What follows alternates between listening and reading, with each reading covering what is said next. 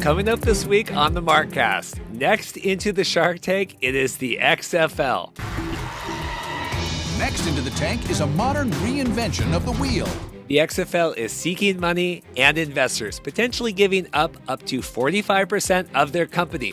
Should you be worried? I talked to Daniel Kaplan of The Athletic and Paul Reeths of OurSports Central to get their thoughts. The economics, it's very challenging to have, eight teams selling tickets, selling merchandise, selling sponsorships, and making that a go. I mean, even though the XFL 2.0 in 2020 was doing very well, I mean, it still was bleeding money. The optics on it, you do want to put a spin there.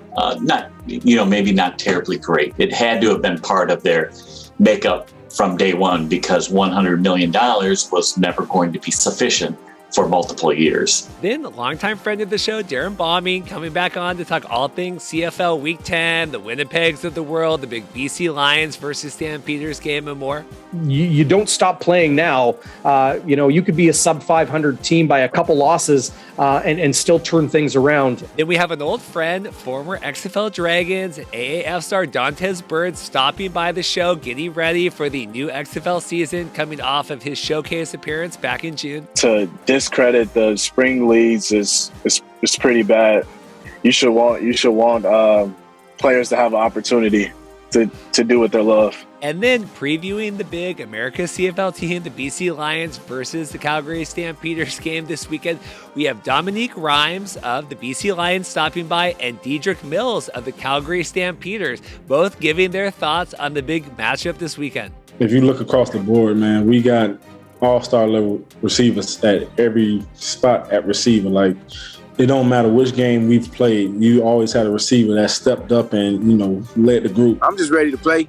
I treat every game like it's the same. I don't look at nobody as bigger or smaller. So everybody, to me, anybody can get beat any day.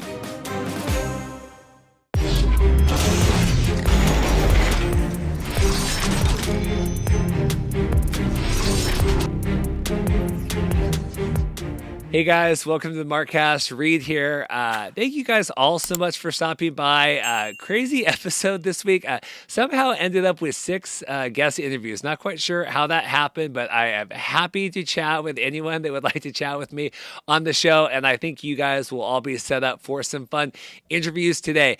Big talking point, obviously, of the week is the XFL, seeking investments, similar but not similar to how the USFL is doing it. So we will get into all of that with our slate of guests. Also have some new XFL TV deal information coming via Daniel Kaplan over at The Athletic about all of that stuff. So we're going to talk with Dan Kaplan here coming up. Also have Paul Reeths, formerly known as the USFL historian, but Paul covers all sorts of alt football with OurSports Central. Always happy to have Paul back on the show.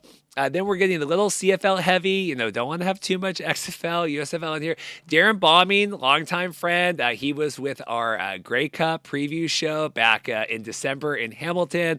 He was on the live show back last year when Paul almost killed me because I couldn't get the microphone to work. So Darrin is coming back on the show. Really appreciate that. Dontez Byrd, longtime, spring football favorite, with AAF, with the XFL. He is coming on, preparing for an XFL return, hopefully here in 2023. Really great to catch up with Dontez. If you ever want to schedule an interview, if you're a player, prospective player, former player, trying to come back, whatever you want, hit me up. Happy to always schedule that. I always have 10, 15, 20 minutes of time to hop on and schedule any of those interviews if you would like. So really appreciate Dontez coming on. And then, super special thanks to both Matt Baker with the BC Lions and Max over at the Calgary Stampeders. Both really stepping up this week. I know it's tough to schedule Zoom interviews, deal with the American CFL media, but Dominique Rhymes coming on, courtesy of the BC Lions, to talk his stellar season so far. Dominique, I think he had 3 touchdowns in the game last week, the thrashing that BC had against Edmonton, leading the team in touchdowns right now, which, BC has a stacked receiver room. So the fact that he is leading the team right now in touchdowns is phenomenal. And then Dedrick Mills coming off of practice at McMahon Stadium, courtesy of Max and the team over with the Stampeders. Really appreciate that and them setting that up today. So 6 big interviews, Daniel Kaplan, Paul Reeths, Darrin, Bauming, Dontez Byrd, Dominique Rhymes, and Dedrick Mills. I will stop by at the end of the show, we do a little giveaway update. I have some photos that people have sent me, some of their giveaway merchandise that I mailed out. As always, if I send you, if you ever win a prize with the giveaway, we're getting ready for our 2,500 subscriber giveaway. Like and subscribe, but please send me a photo. Would love to share that. I know Jenna sent one. I think Zach sent one or was going to send one. I got to go dig through my emails here and pull up those. But, feel free, send a photo over. Happy to put it on the podcast and help me. We're still trying to figure out what we want to do for the 2,500 subscriber giveaway. We've passed 2,100. I'm thinking the XFL season ticket deposit. I'm happy to do a lesser cost season ticket for the season, depending on what tickets end up being. So give me some ideas. Leave some comments on the YouTube. What do you want for the 2,500 subscriber giveaway? Again, this is your podcast as much as it is mine. So appreciate all of your guys' support. Should be a good show next week as well. I've been frantically emailing and trying to schedule some people. So a big returning name coming up next week. I think you guys will be happy about. And I've got some spokes in the fire for some other good guests to talk through all this nonsense. Thank you guys so much again. And stay tuned at the end of the show. Thanks. Hey guys, Future Read Update. It's been a while since we had one of those. I forgot to mention, this is officially year 3 of the podcast now with episode 105. It was, I guess, our 2-year season conclusion, the season finale last week with episode 104. But officially 3 years of talking about this. Still have never had an XFL game, but I've obviously had a season and a half of wonderful CFL actions, a couple spring leagues, USFL season in there, fan control football. But I really appreciate all your guys' support going on 3 years of this. Don't tell my wife. Lots of fun and excitement to be had coming up in the future, but just wanted to make sure we got that out there. Thanks as always, and see you soon. Hey guys, Future Read here, coming to you live late on a Thursday, out of costume for the day, so we will keep this as an audio-only update. Just came down the wire a few minutes ago. I tweeted it out. Together, the company co-founded with Sue Bird, Alex Morgan, Chloe Kim, and Simone Manuel. That was the company member that was suing the XFL over trademark disputes, but not the new lawsuit over the trade secrets that David Adrian Smith is suing the XFL and Rock and everybody else out of Texas. But the original lawsuit together, they were suing over the X and the together, all of that. Word has come down. They have officially, voluntarily dismissed their complaint against the XFL. I thought we were going to get an update a couple weeks ago about this, just based on the court timeline. I thought the XFL needed to respond. Clearly, the sides have been talking behind the scenes, doing whatever else to that matter. But at least one trademark dispute, or one lawsuit down, I should say, against the XFL. One more lawsuit to come. But together, Sue Bird, remember Megan Rapinoe tweeting, "Doesn't this look familiar?" All that stuff. We've been tracking it a little bit. We had Darren Heitner on the show about a month or so ago talking about this. We felt like it was kind of a frivolous case. I mean, obviously these things are always fun to talk about, but officially, voluntarily dismissed as of Thursday today. I got the email about 5 o'clock. So continue on with the show. God bless and take care. Well, I'm excited today. We have Daniel Kaplan with The Athletic on, talking all things, everything from XFL, USFL, everything else. Excited to get your opinion. How are you doing today, sir? I'm great. How are you? We're good. So, first off, I'm always curious, because we live and die by all this in the alt football, us here on Twitter and everything, but you cover a lot of different sports stuff, a lot of different stories. What is your interest level of excitement kind of in the alt football landscape?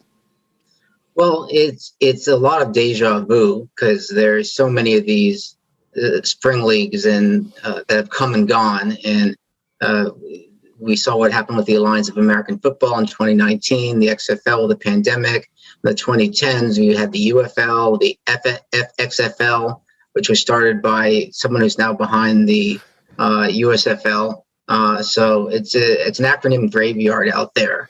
So, but USFL has made it through its first season and plans the second season, so that is something to note. And as we know, the XFL 3.0, although they don't call themselves 3.0, is launching next February.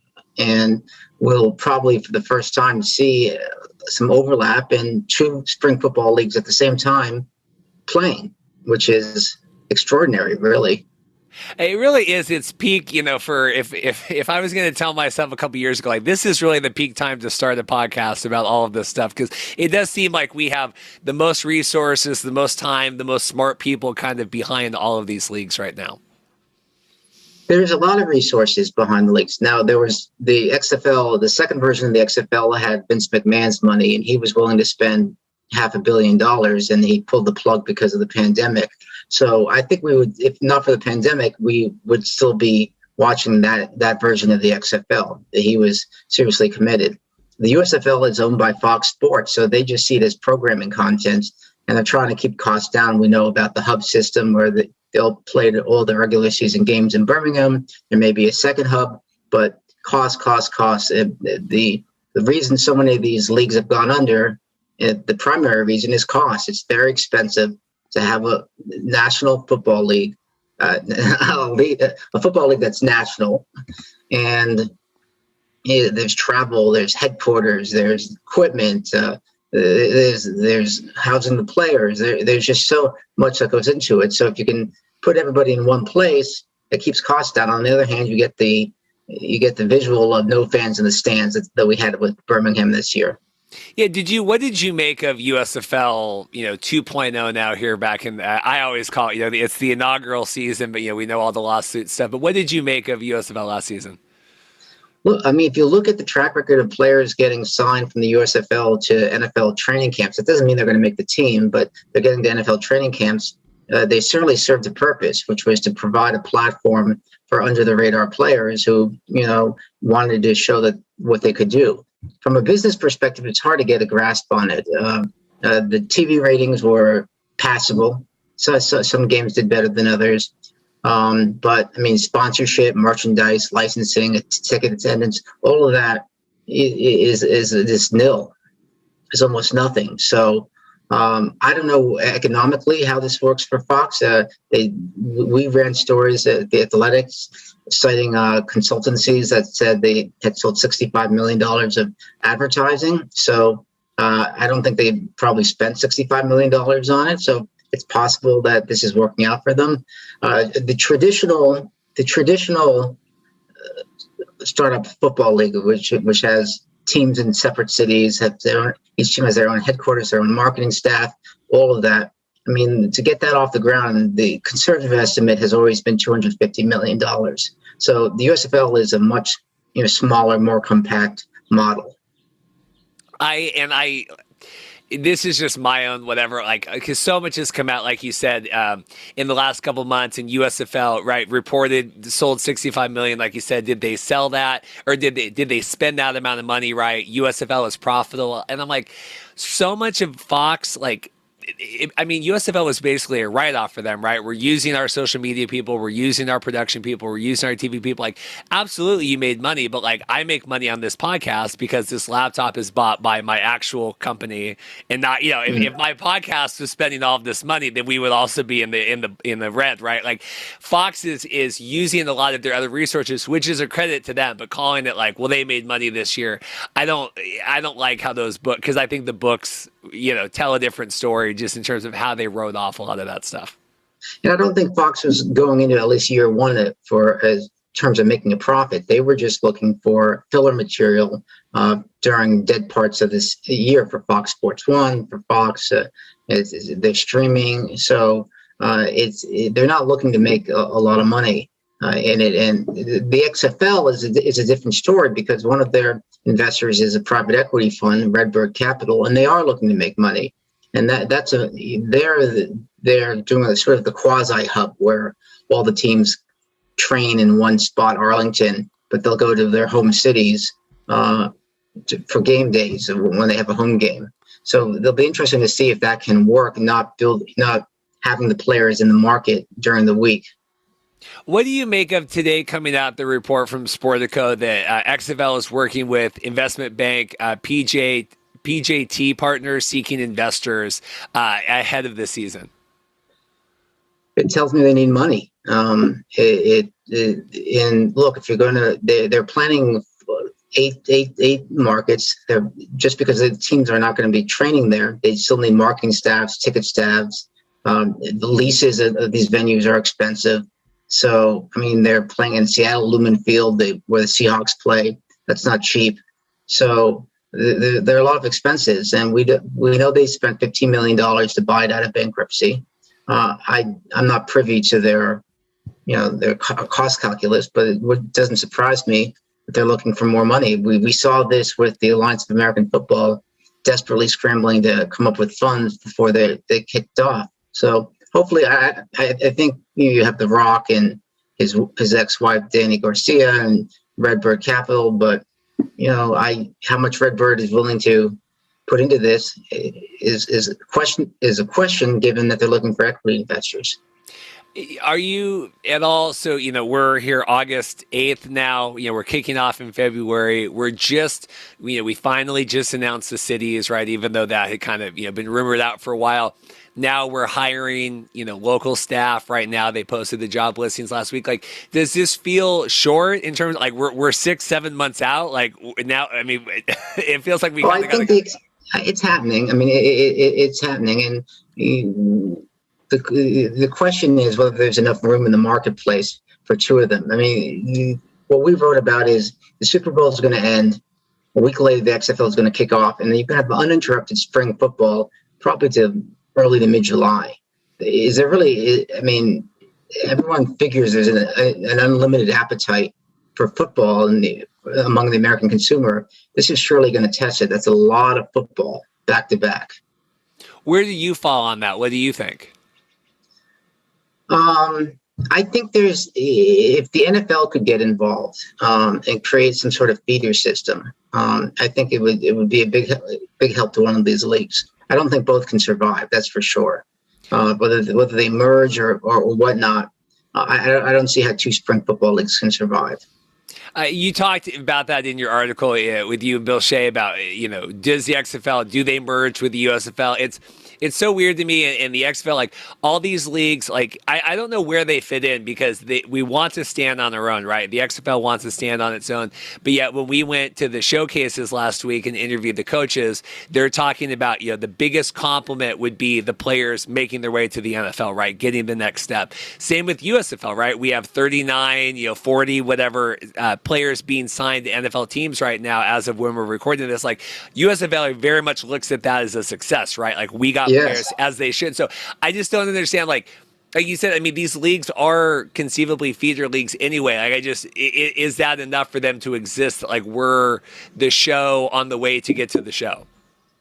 Well, if they're providing the service to the NFL, the argument has always been that the NFL will, if they continue to supply players, the NFL will want a more formal relationship if they prove to be a fertile breeding ground for NFL players. The NFL hasn't had a minor league, so to speak, since NFL Europe days, and it produced some great players like Kurt Warner is the most famous one, but they shut that down because the owners didn't want to spend the money on it. It was also part of a new direction in marketing the NFL in Europe. They decided to put real games there, but given the limitations and practices and training camps because of the NFL CBA since 2011, a lot of these players don't get coached up as much as the coaches would like. So I could see the day if these two entities would merge or one survived, that there'd be a more formal relationship with the NFL. But you think that they would have to have some sort of, XFL here, we have this partnership, the NFL Academy. I mean, what do you make of that, where they're saying, like, players get cut from the NFL, they can go into our system? I kind of equated it to, like, Survivor, like, you go to Redemption Island, and then you can work your way back to the NFL. Like, is that, where do you view that? Is the XFL now, with all those recent announcements, partnering with the Alumni Academy? Yeah, well, I mean, I asked the XFL about their relationship with the NFL, and I said, "Is it true that players that get cut, you get first dibs on them?" Because there was some talk about that on Twitter, and they told me no, that's not true. But look, if you're cut by an NFL team and you have an opportunity at the XFL, that's an obvious yes. I would assume that's an easy one. Do you view them as having a leg up because of that than the USFL? Even though to me, like USFL, they're owned by Fox. Fox with they're with NFL more than anyone. I mean, both of these leagues seem like they have just as much partnership with the NFL as the other. Yes, that's true. They both have ties to the NFL. I mean, remember The Rock was on the field before the Super Bowl. I think that was a strong signal. There's going to be a connection there. There's former NFL executives, teams working in both places. I don't think the NFL is going to choose one or the other right now to have a formal relationship, but I think the market's going to determine which one of these survives, or if they survive as a single entity. Because again, going back to the consumer appetite, the TV viewing numbers and ticket sales, I just don't see how both of these can survive. Circling back, and then I want to talk about the XFL, the TV, their deal and all of that, the TV broadcast partnership. But you talked about the USFL existing as a TV product, but then, obviously merchandise sales, ticket sales, kind of everything else. It's hard because you see people evaluate, right? Okay, an MLS game gets 500,000 viewers, a USFL game gets 600,000 viewers, so the USFL should be valued as such and such. But like you said, they're lacking a lot of those other intangibles that you need to be able to kind of build that fan base around it, right? Well, that's a whole other podcast, the values of MLS and whether that's a Ponzi scheme, as some have suggested. And yes, it's true. USFL outdraws MLS, and it's one of the reasons MLS is going to go all streaming next year. So, the economics, it's very challenging to have, eight teams selling tickets, selling merchandise, selling sponsorships, and making that a go. I mean, even though the XFL 2.0 in 2020 was doing very well, I mean, it still was bleeding money. It still wasn't like that was making money. It was a 3-4 year time horizon, and hundreds of millions of dollars expected to be lost before the first penny of profit. So USFL is trying to get away from that with this hub system, but I just don't. I don't know if it's any more. I can't see that as a viable economic model long term. Well, my thing was always with the hub is whatever money you're saving now, you're spending eventually, right? You're going to spend it, whether it's year 2 or 4 or 5. At some point, you got to rip that Band-Aid off and go. And I guess we were saying, they're thinking about moving to 2 hubs. Next year, I think they have to at least be in 2 cities. But do you know what I'm saying? Where like we're just kind of existing right now. I don't know if we're growing in that model. I think one of the to diverge a little, one of the fascinating things is Fox, of course, owns the USFL. ESPN will broadcast the XFL. ESPN completely ignored the USFL in its first season. As far as I could tell, didn't write any stories about it. Can the USFL exist without any attention from ESPN? And I think that's an open question. Well, I mean, Fox seems to think that the USFL can exist without. I mean, they don't work with anybody. I mean, it's Fox, and we put it on Colin Cowherd and stuff. I mean, we don't. Fox really keeps that all in house, and they think that their broadcasts across the world, that is enough to sustain, and they don't need to work with the other networks of any kind. I mean, NBC a little bit, obviously, because they're paying for it, but they're not reaching out to ABC. But ESPN has made, apparently. I mean, I would imagine they're supposed to have a barrier between, the business side and the editorial side, but the editorial side completely ignored the USFL in season 1. ESPN is the biggest sports media entity out there. And if they're ignoring your product, ignoring your sport, your league, that doesn't give you your exposure. I mean, if you're looking for sponsors, you're looking to promote, to hype, and you're nowhere to be found on ESPN.com, I think that's an issue. Is that surprising to you that they would make that decision? Because I heard a lot of that made this year, right? ESPN doesn't. But like you said, clearly at the end of the day, though, there's still the broadcast arm and then the editorial arm. I think that's interesting how you put that. I mean, did that surprise you that they were like, we're not? No, I mean, when they didn't have hockey for years, obviously they did some hockey highlights on SportsCenter, but there was little coverage of hockey in ESPN. Once they got it back, it was they put their full marketing muscle behind it. And that's good. That's what's going to be interesting to see ESPN put its marketing muscle behind the new XFL. You talk here in your article because XFL came out. They announced, right, we have a 5-year partnership with Disney, ESPN. Going to be on, we'll be on like FX or whatever as well. But there was a lot of questions because we don't obviously know the monetary value behind that, right? Is ESPN paying? Is it a production? You had your article talking about a sizable, substantial income from day one. Your source for the ESPN. Talk about your take of the XFL ESPN deal.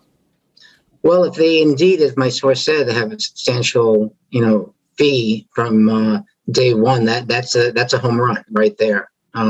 That's now that was just one source, but it's a source who knows a lot about this stuff, and that impressed me. That if ESPN is actually paying money to put on the XFL, because I don't know if your listeners know, if you're a startup league, traditionally you'd have to actually purchase the ad time on the network and sell the ads yourself. So maybe it's a profit sharing deal. I don't know. But again, my source did tell me that XFL is in the black right away with that deal. Well, it's interesting because, obviously with Fox, they control it, so they don't have to worry. But to me, it was always interesting this year because Fox owned Fox and NBC, and they, NBC is paying, but Fox owns it. It wasn't like, for the most part, Fox gave the USFL like preferential time slots. I mean, they really did feel like they were using it as filler a lot. I mean, they would get like the primetime Saturday games, but you would think that Fox, with this ownership behind it, because the concern would be obviously with XFL, if they're paying ESPN or if they're splitting it, ESPN isn't as incentivized to put it in good time slots. But if they're paying for it, I mean, what do you make of Fox owning USFL doing that versus them now if ESPN is presumably paying the XFL? Well, I mean, it's obviously two very, very different models. I mean, ESPN has traditionally not been in the ownership business. They owned the X Games for years, but I've covered sports business for many years, and I remember talking to people who said the broadcasters should. This was like 2002. The broadcasters should just buy all the NFL teams. I mean, it wasn't practical, but this has been talked about in media forever. Why not just own the content, and then you don't have to worry about losing it, higher rights fees, whatnot. Now, obviously, it creates conflicts of interest when the broadcaster owns the team it's covering. But that aside, it's a model that's been talked about a lot. But Fox is trying to control costs again, and what we see is this hub system, which is not good TV. Do you ever foresee ESPN, like you said, wanting to dip their toes back in and have some ownership with the XFL? I don't think so. I don't think ESPN wants to own the leagues they're covering. I don't think that's in their business model.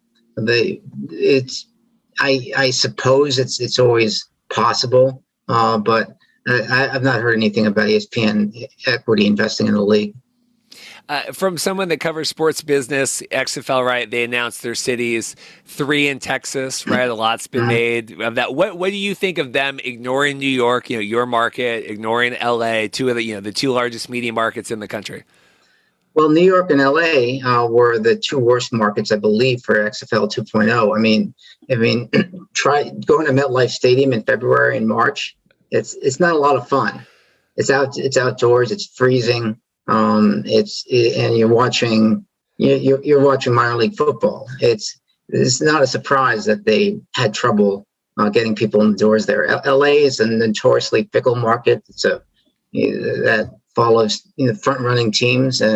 So it's not a surprise they avoided New York and LA, but much of the East Coast seem to have been ignored.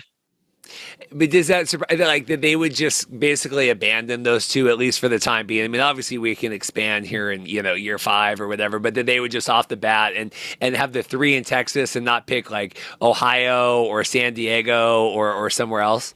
Well, I think it's also a cost issue. I mean, when Vince McMahon announced the XFL, he talked about needing to be in NFL cities. I think the only NFL city they weren't in was that wasn't an NFL city was St. Louis. Which of course was the most successful of the teams. So I don't think it's a surprise they're not in the major cities from a cost perspective, but from a glamour and branding perspective, it's tough when you're not on the biggest markets. You had said, Vince with XFL, 2020, before everything shut down, they were still burning through a tremendous amount of money, right? Because fans look at the attendance and the ratings and they go, oh, see the XFL, like they were on the path to success. Like, had COVID and all that, the shutdown, did you see them finishing 2020 going on? I mean, just with how much money they were going through to kind of get to that point? Oh, they were committed. They were very committed to it. I mean, I've talked to executives there who, were preparing year 2 and year 3 business plans. The Battlehawks, their game that got canceled, they were expecting to fill the dome, the entire dome. They were opening up the upper levels. So I don't think anyone within that XFL had any doubt that they were going to be successful after the first few weeks, because they probably would have had to tweak some markets. The Guardians would have had to leave MetLife Stadium for sure. They'd have to find a smaller venue, but McMahon was committed to funding that.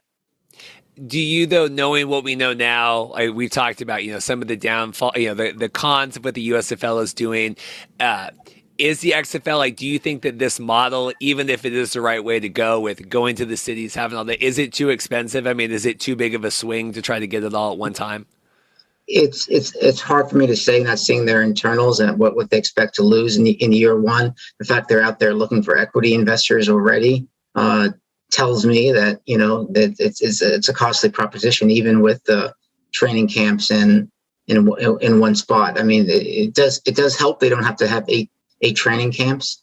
There are eight leases they don't need, and everything that goes into that. But it's the travel costs, lease costs. That's what we discussed. Marketing staff, business staff, ticket sales, all of that. I mean, that costs money, and if you want to do it right, it costs a lot of money. Any other thoughts before I let you go? I really appreciate you spending as much time as you have on here. I mean, big name coaches, obviously all their hires. We got the Heinz Wards of the world. I mean, any other thoughts of kind of the moves the XFL is making in terms of trying to basically one up the USFL, because it is kind of a tit for tat right now, with player signings, with coaches, with all this other stuff. Well, it's going to be interesting to see. I mean, you talk to people in scouting and player analytics, and they talk about there's just not enough offensive linemen, defensive linemen, quarterbacks out there for one league, well enough 2 leagues. And it's going to be interesting to see how that holds up. The USFL actually, as you know, expanded its player roster during the season because of this problem.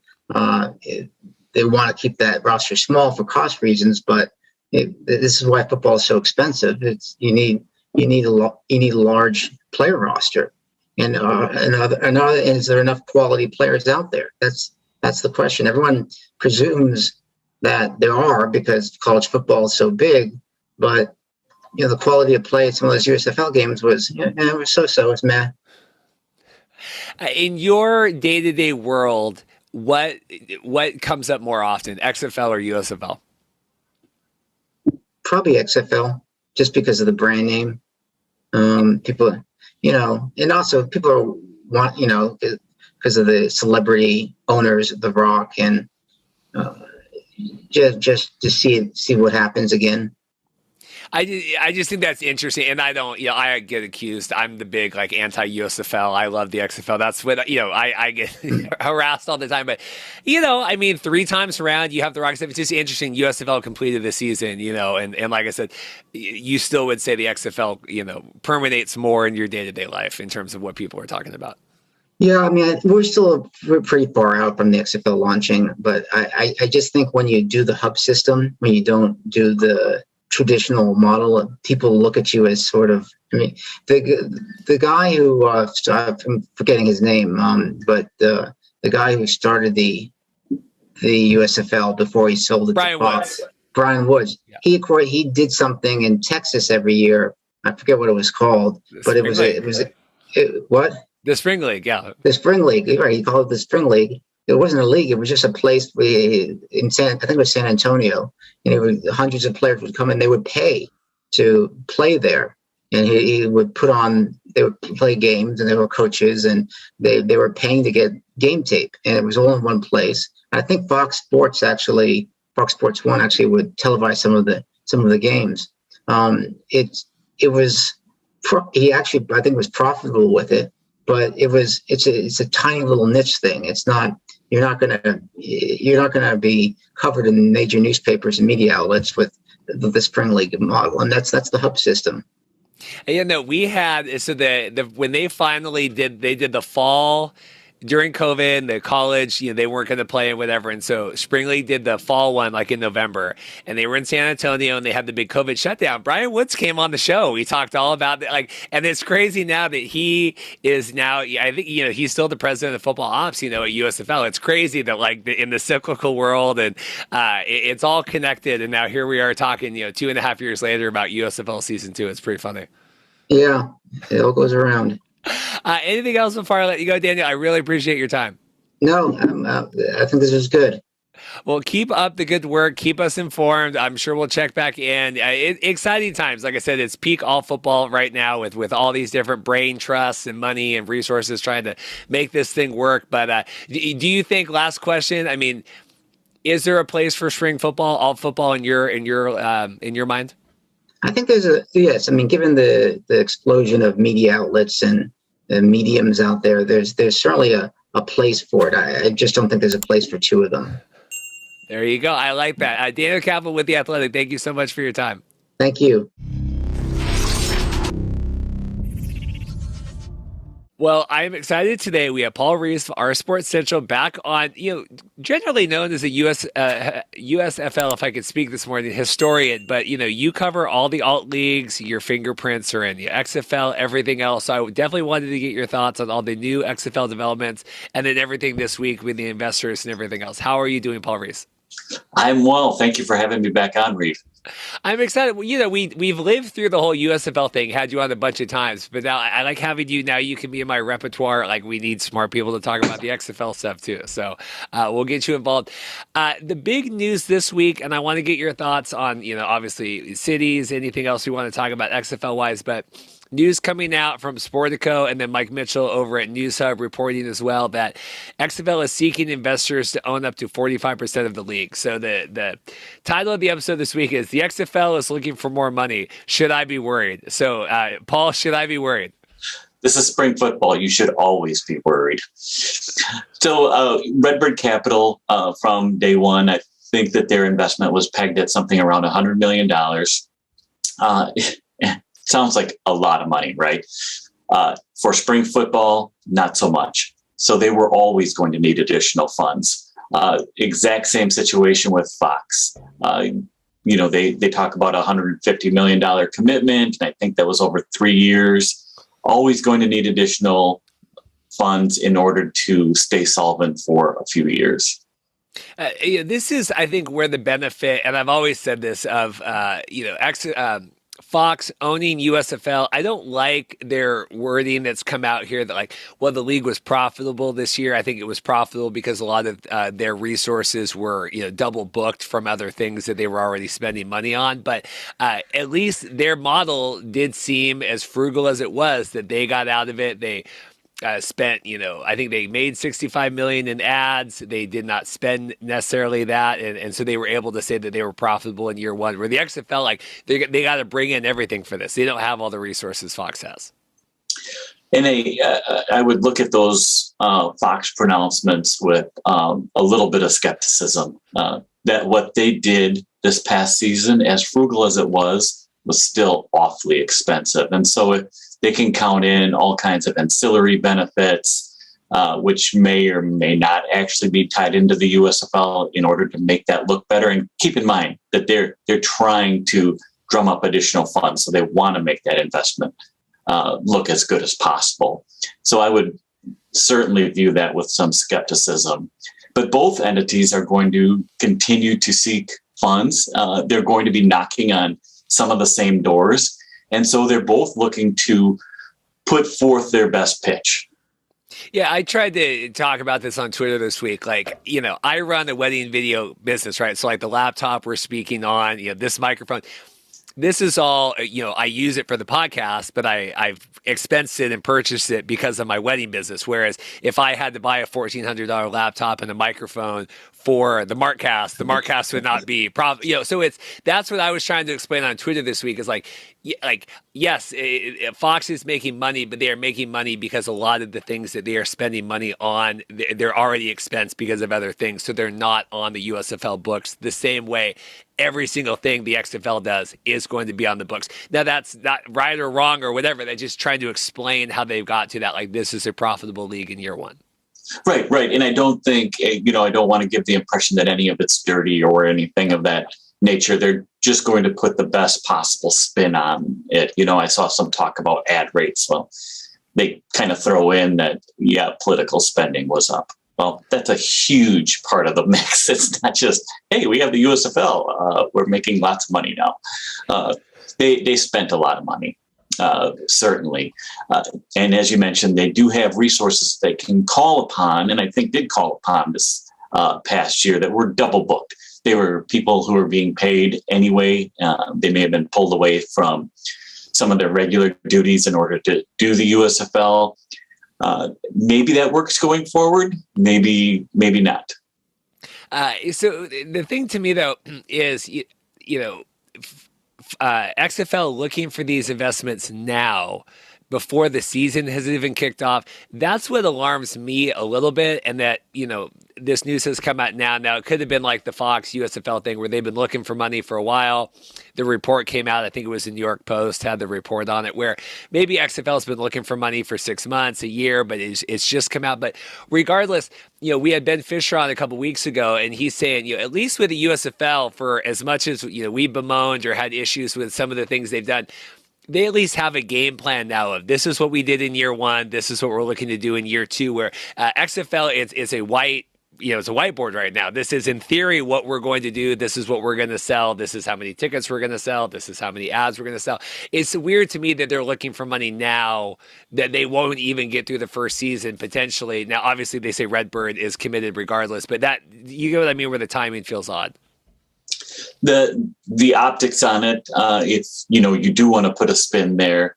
Not, maybe not terribly great. It's very likely that they've been looking for a while. Maybe they were even in discussions with someone and they haven't progressed to the degree that they thought they were going to, or have just come to a standstill and have kind of broadened that search, which is how then somebody talked and all of a sudden there's a source that the XFL is looking for funds. But it had to have been part of their makeup from day one, because $100 million was never going to be sufficient for multiple years. I guess I'm maybe less alarmed by that, and not that there isn't concern. As I mentioned, $100 million for several years is not going to be sufficient. But that's only to say that the reasonable expectation, I think, was that they needed more money. And so therefore they would be looking for more money. Correct me if I'm wrong, Redbird manages funds, right? Lots of investors involved in Redbird. Is it weird that we're looking outside of, we don't want to allocate more money in other, we've committed $100 million, or we've, said we're going to we manage, I think it's $6 billion in assets. Is it weird that we're not moving in more money into this, that we want to see if other outside people are interested? I don't know that I can say that it's weird. If I would say, anything is weird, it was their initial interest. They've been on board since very early. It's the only reason why, the Rock and Danny Garcia were able to make this deal go. They're the real money behind it. And the thing that keeps striking me is that, there are these entities that are like, hey, you know what? This is not a half bad idea, the spring football thing. Yet, it takes so much money to make it happen that everybody's looking for outside help. But there's something that they see in developing their own sports property with the rising rates, with all the other sports properties, television rates especially, but that they see that they want a piece of and that they think they can get a piece of.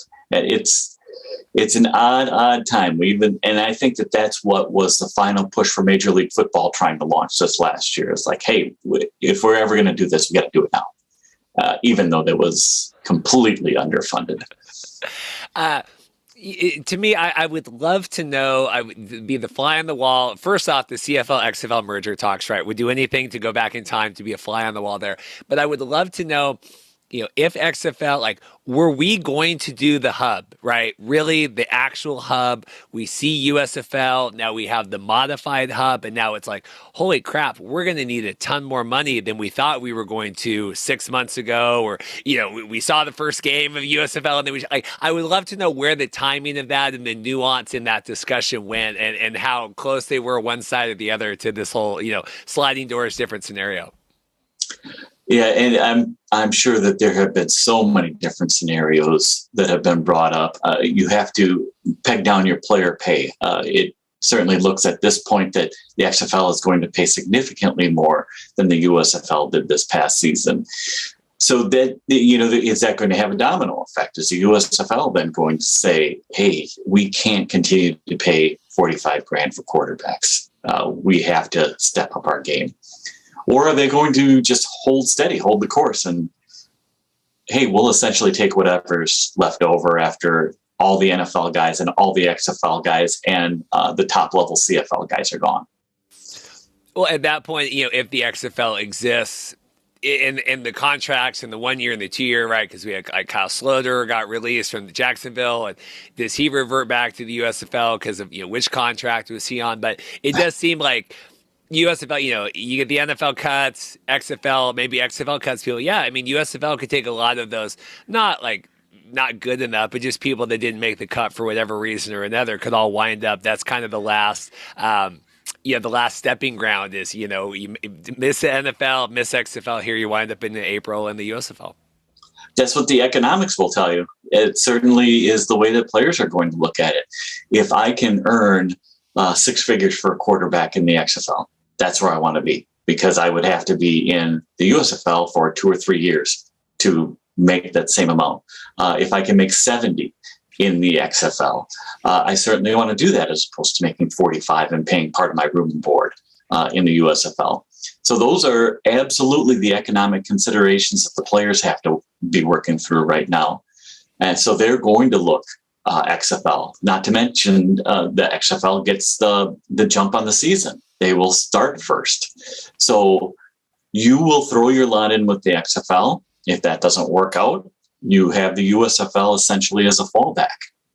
Well, I think, and just to make sure that we're clarified here, like I think the base pay for most players in the XFL and the USFL is not that dissimilar, but I think it's the increased housing and room and board and food that is provided by the XFL that adds that little bit to it. Because I think it's 45 versus what they say 55. I can't remember that. We had Greg Parks on last week talking about it, but the actual base pay, but it's the XFL is paying for the housing and all that stuff on top of it. Right. And the other advantage that the XFL may have is having teams in home cities. So you are at least 4 times as likely to be near a player's where the player lives than you are with the USFL, just because you're in home cities.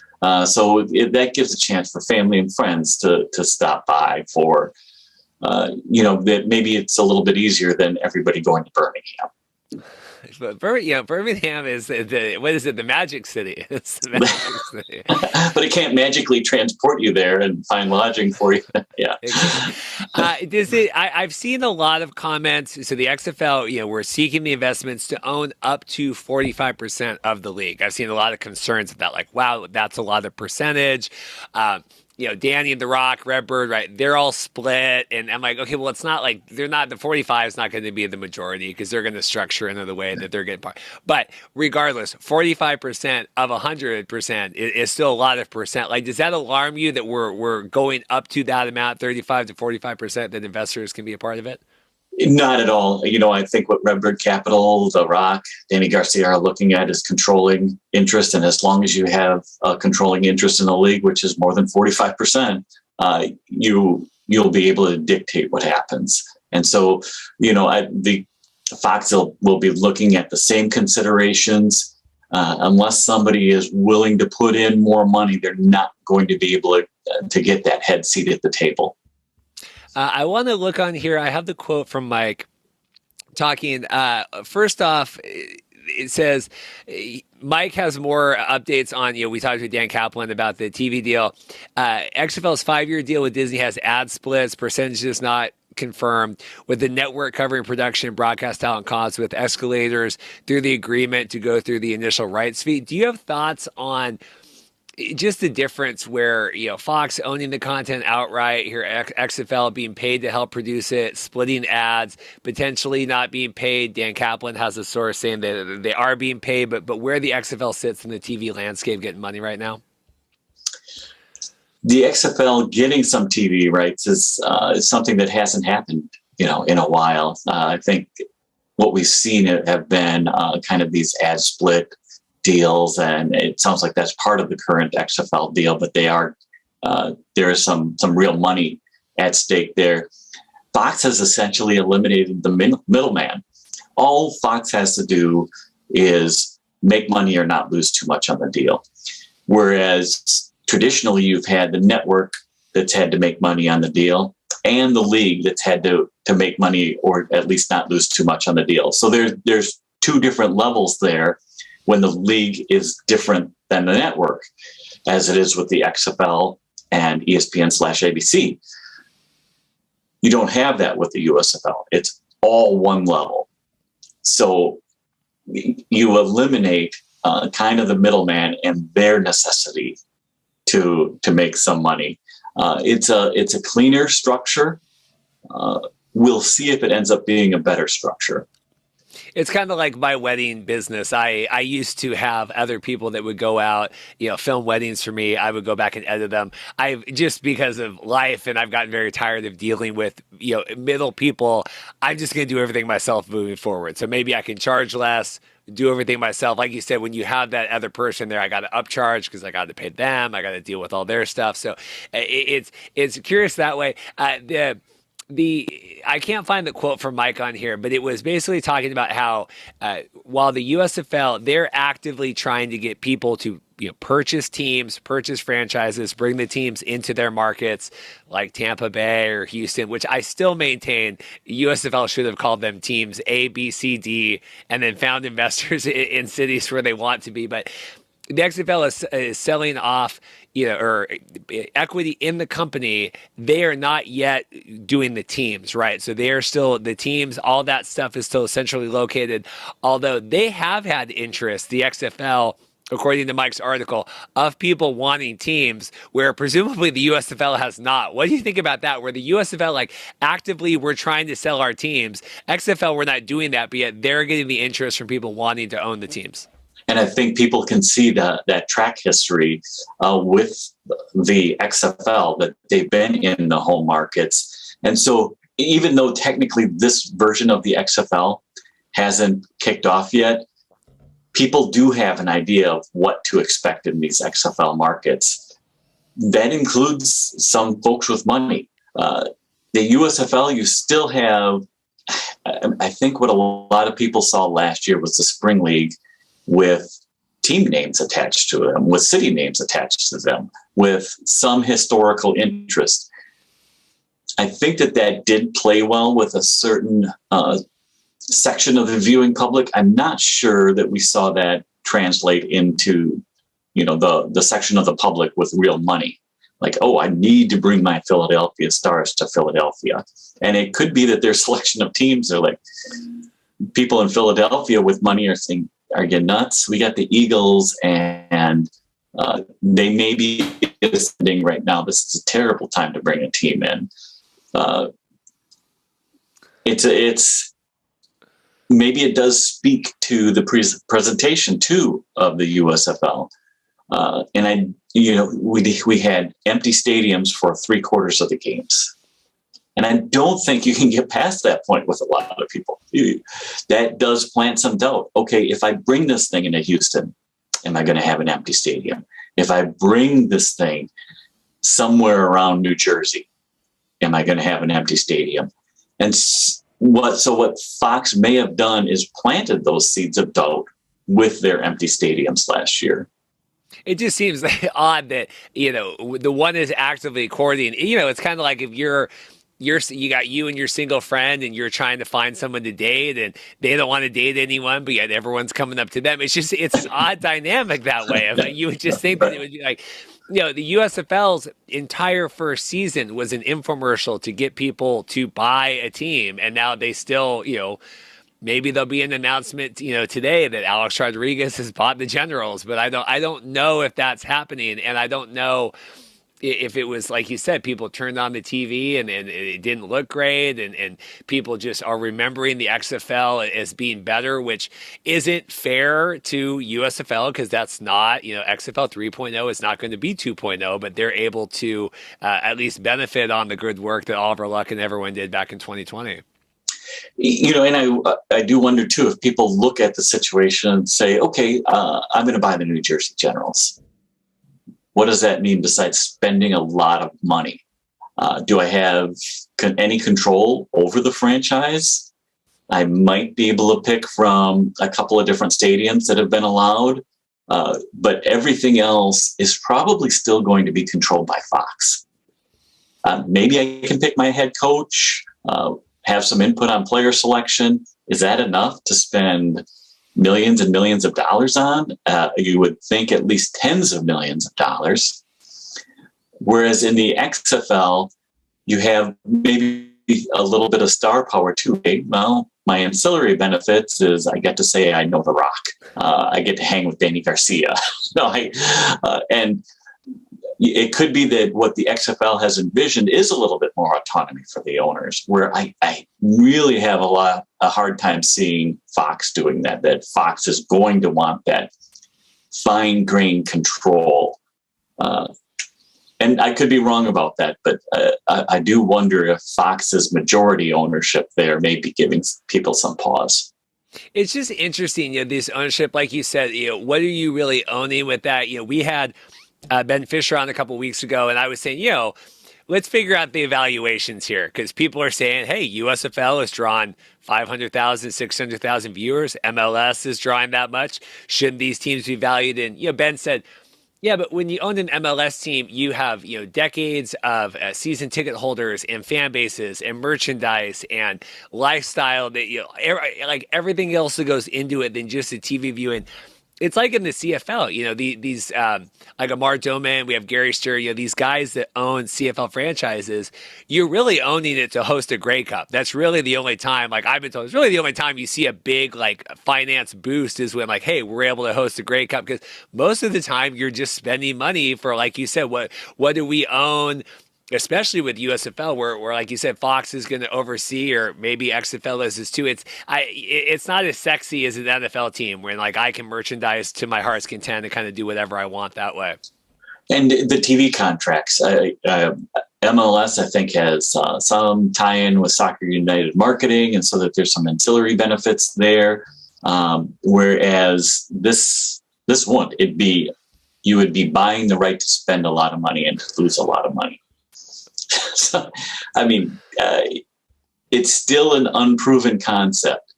And it could be, too, that the XFL's choice of markets, the Seattle Dragons aren't that far removed from having played games. People can remember that atmosphere. So it could be that there's just more of a tangible benefit in the minds of those who would invest in the XFL as opposed to the USFL. It's when you're talking about like you're buying the right to spend more money. I don't know if it was Mitch Hedberg, some comedian talked about like people handing out pamphlets, or like when you're walking down the street, someone like, oh, here's the pamphlet. It's like, here, you throw this away from me. Like, I just pass in the bucket. That's right.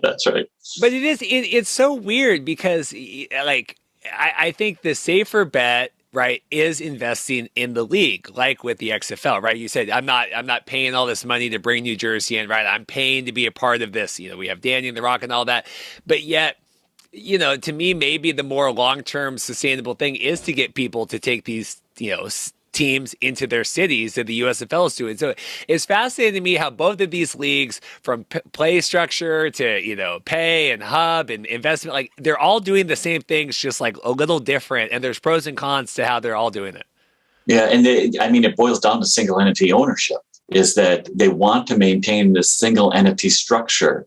yet you want to reap the benefits, including the offloading some of the financial burden of individual team ownership. And that's very, very hard, because what do you give the individual team owner then? What is his benefit?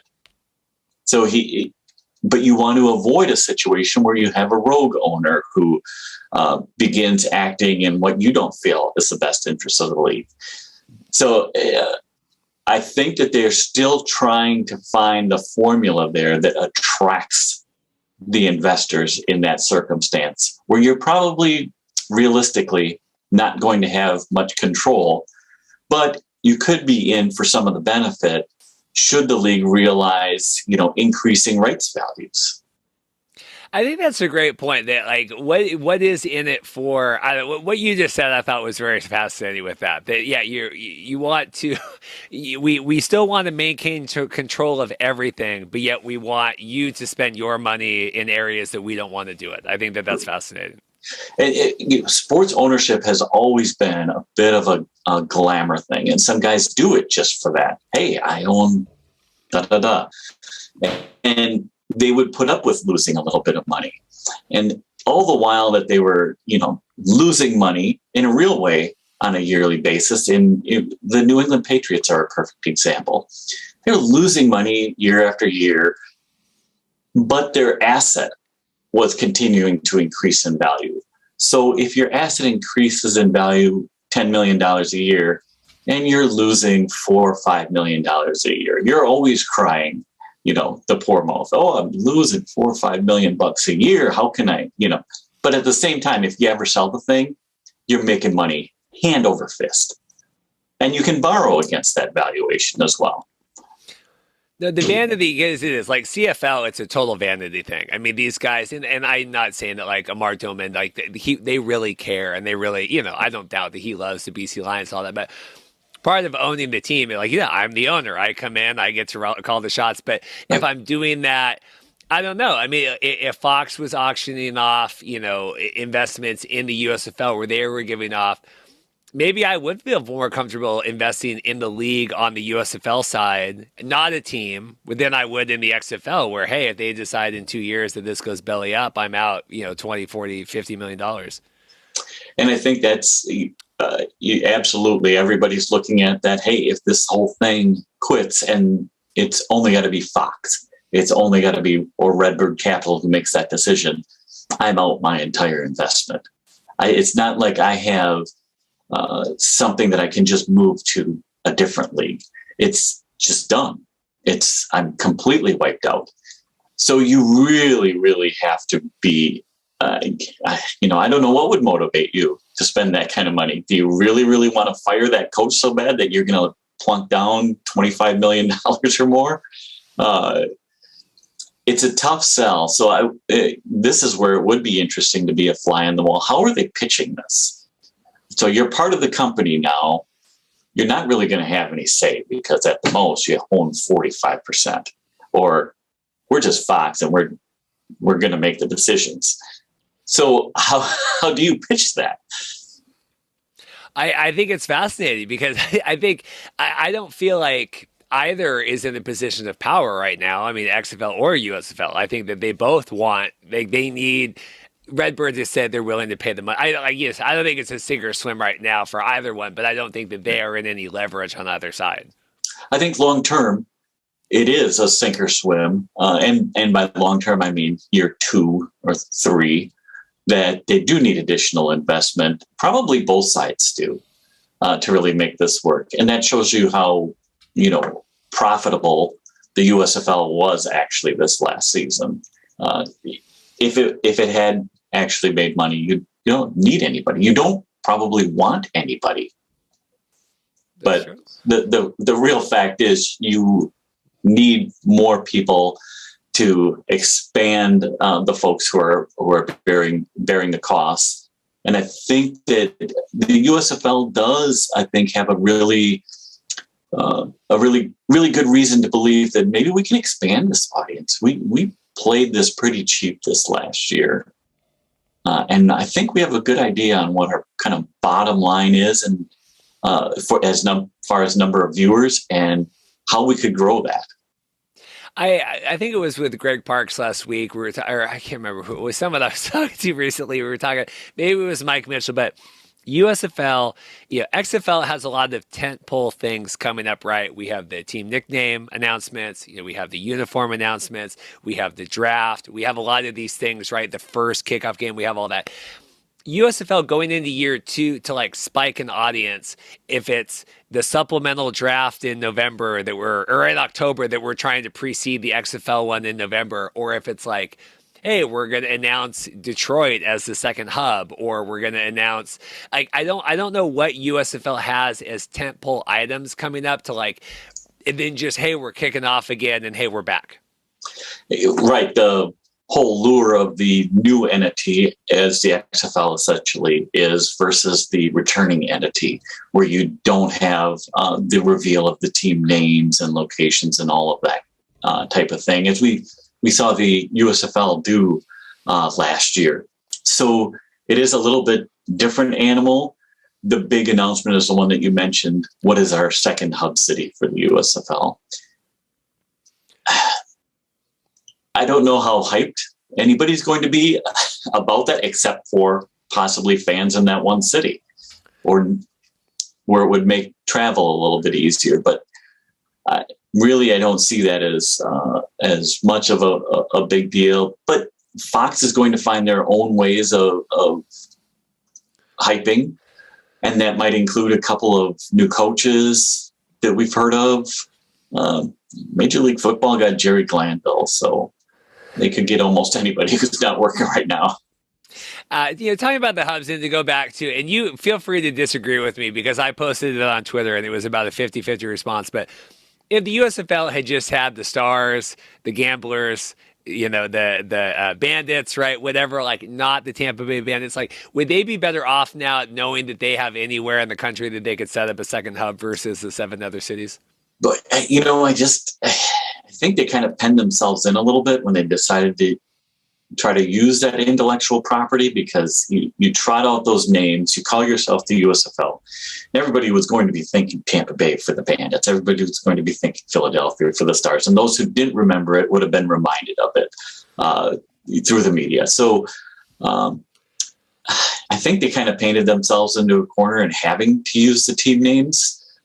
But I don't know that they would have been any further removed from kind of that spring league image if they would have gone without the nicknames. Do you just have the Birmingham Stallions and everybody else has just a nickname attached to it, no city name? I think it would have been weird. I don't. And like I said, I was hung up and beaten with a stick for that. But I've had a lot of people say, like, I think that makes sense. I don't know if, like, did the local Fox Sports, did the local hits on like Fox Houston and their social media, WKR or whatever in Houston, running a couple USFL spots on Twitter, like, did that make that big of a difference? I don't know. Mike had the demos of what people in each cities watched them, but some of the cities that were watching the USFL didn't even have teams in the league. So right. But some of the cities that did, there were a couple, and I think New Orleans was one of them that fared well. And I don't know that you would have seen that number, the same if it wasn't called the New Orleans Breakers. So it may have helped in some cases. It certainly didn't in others. I think in the New York sports landscape, if you don't have a presence there, you're lost. It's not going to make any difference. XFL had a presence there, and I don't think it really made that big of a difference. It's super hard. There are some markets that are just so much more difficult, and you wonder if that played a part into them not returning a New York area team this year. I know. I've kept you long. Any final thoughts? Anything? XFL? We haven't talked to you since we've had everything come out. The cities, announcements, the Arlington Hub. all things we've known, but just finally official. Any other thoughts and anything you want to make sure you get out? There's going to be a lot of spring football news that is going to be popping up during the NFL season. We'll see how successful the league is in being able to generate publicity during the NFL season. Does that help or does it hinder? I mean, last year we saw the USFL wait essentially until the NFL was done before most things were announced. You remember even the hub city, which everyone kind of knew was Birmingham, wasn't announced until super late. And then information slowly rolled out through Fox sources. The XFL is going to take a different approach. They do have some very powerful media partners with ESPN. So it's entirely possible that they can kind of parlay interest in the NFL into some, hey, by the way, XFL launching early next year, check us out. Here's the latest piece of information. So I do look forward to seeing how the XFL makes its announcements and what kind of traction they get during the NFL season. Well, it's interesting because I was going to bring that up, and I was on the XFL, the STL, XFL STL last night, kind of talking about this, where, we got the cities, in August. We got team names in August before. They kind of got everything out. We did the uniform reveals and all of that in the fall, if I remember. I was working the day that kind of all the uniforms and stuff came out, but. We knew the cities for a long time, and then we knew, all this other stuff came out kind of before the NFL season, where now we know the cities. I mean, unless they're going to drop the city, the nicknames here, but where they're still just beginning to hire for the local people in the markets, like there just seems to be a lot to do in the next 6 months. Like, do you worry that because of, leasing issues in Vegas or whatever else, the Alamo Dome, whatever the heck was going on, like they waited too long to kind of get the ball rolling on a lot of these announcements before the NFL season? I do think that they're behind the 8 ball there, that they probably would be 3 months further ahead if they had everything, if they could do it ideally. Having said that, I don't know if that cripples them, but it does mean that there's an awful lot to do in the next few months. No, I mean, it's like, we're hiring now. It's August 11th. We're hiring for like the Seattle, marketing people. That's it's quick. It's quick. I mean, Gustafson and all that was on board. I mean, we had a lot of that stuff going. I mean, they had, and I hate being the homer of, well, this is how they did it back in 2020. It's got to be, but I would have liked to have the nicknames out before the NFL season started. I think it's going to get lost. I do think, that whole idea of it getting lost in whatever the NFL injury of the week or the disgruntled player of the day or the whatever's going on, is the bye week going to help this team? Or the NFL news tends to be dominating, whether it's real news or not. And that's what the XFL is kind of facing. And that's the challenge that they're going to have in maximizing their publicity, especially in NFL markets such as Seattle and Houston and Dallas. I mean, how much play are you going to get when the NFL is going on? And it should be the first half of the NFL season. So even in Houston, they shouldn't be entirely out of it yet. Well, no, I mean, I'm already running into that, where I'm trying to schedule people to talk XFL, and they also are covering the NFL for various things. And I'm like, I know that this is not going to be at the top of your radar, but like, would you have time? Because it's the same thing I deal with in the CFL when it comes to hockey. You have to be careful when you schedule people, because once hockey trumps CFL in Canada in terms of vast media interest, and then obviously NFL here is going to crush the XFL. So. Right. And it's entirely possible that they'll use that as a springboard if they can find the right outlets, and especially if ESPN is willing to be used in that way, that they'll be able to kind of trump up the announcements a little bit. So we'll see how it works out for them. Ideally, though, I think that they would have already announced most of the major things going into the NFL season, so that you would ideally be selling tickets and sponsorships and all the other things that you're trying to do in the local markets. Well, Paul Reeths, I really appreciate it. USFL historian, obviously XFL expert here with OurSports Central. Thank you so much for coming on today. I really appreciate it. XFL stuff breaks. I know I got to get Paul's thoughts. Same with USFL. So I really appreciate your time. Well, I appreciate you having me, Reed. Well, I'm excited today. Now, we've been live together in Hamilton. We've been live on the internet with the show not working, and now it's just an easy, good old-fashioned Zoom record. I have Darrin Bauming with Bonfire Sports. How are you doing? Hey, I'm good to be with you, man. I'm doing well. Good. Well, I want, this is good. Someone had just tweeted last week that said, you need to get Darrin on the podcast. I said, well, lo and behold, here we are.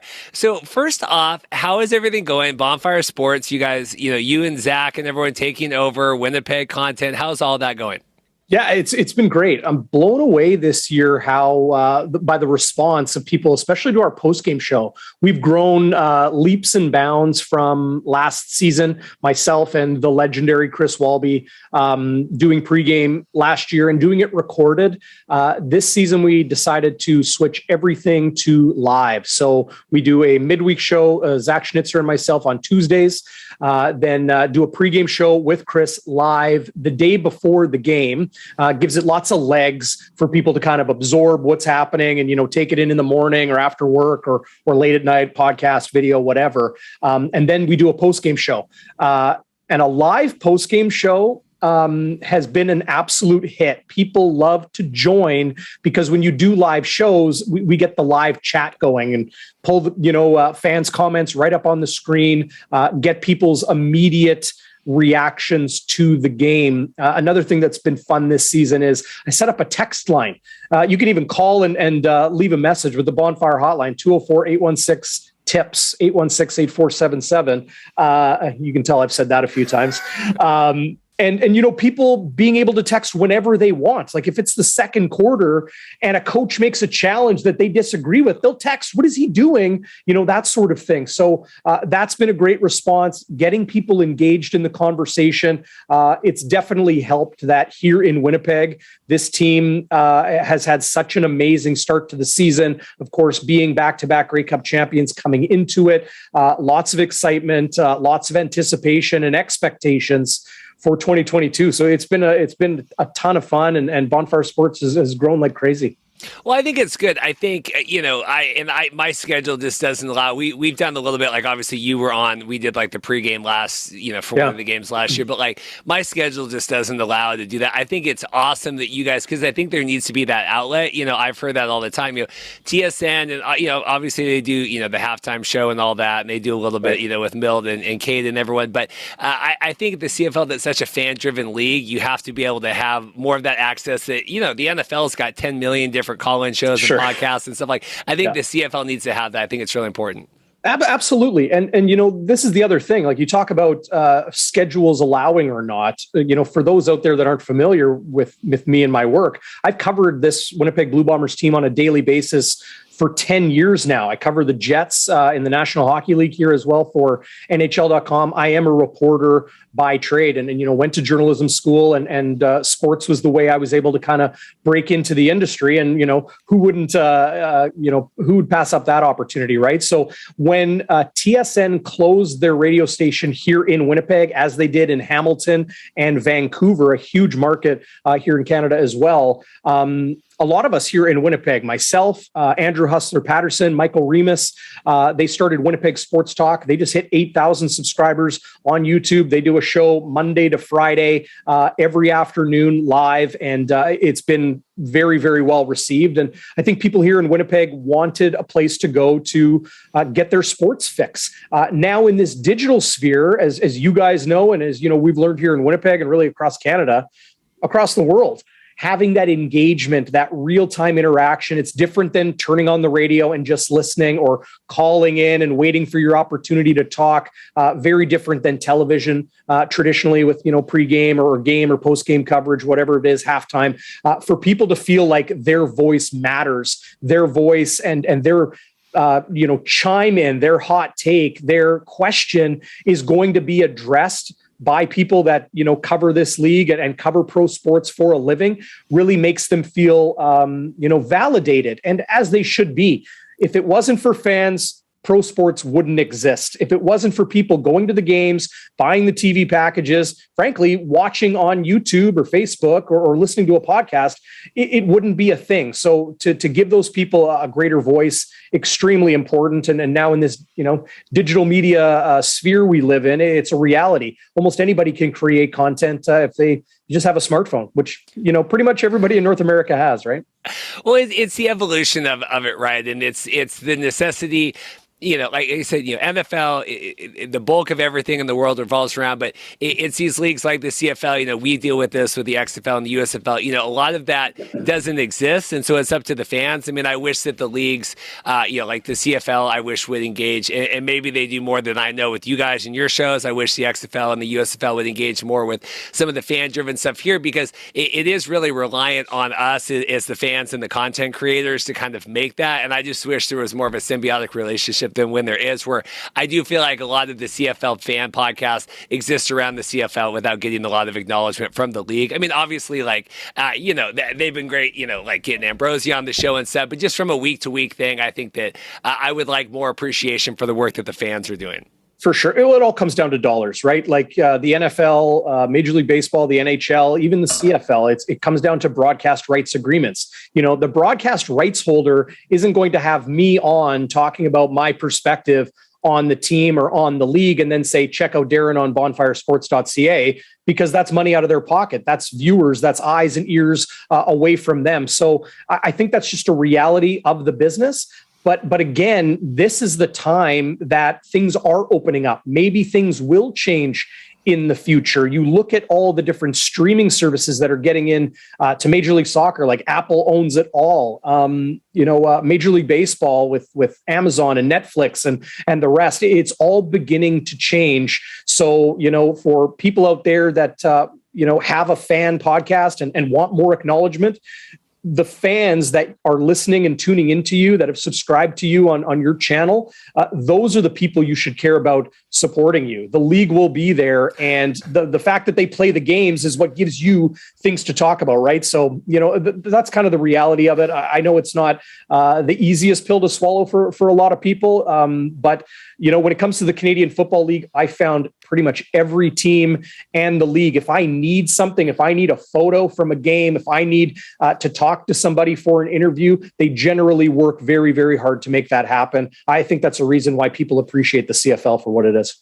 Oh, I think the CFL is phenomenal. That I was emailing with Max this week with over at Calgary, and he's saying like he's moving on to a new job. Yeah.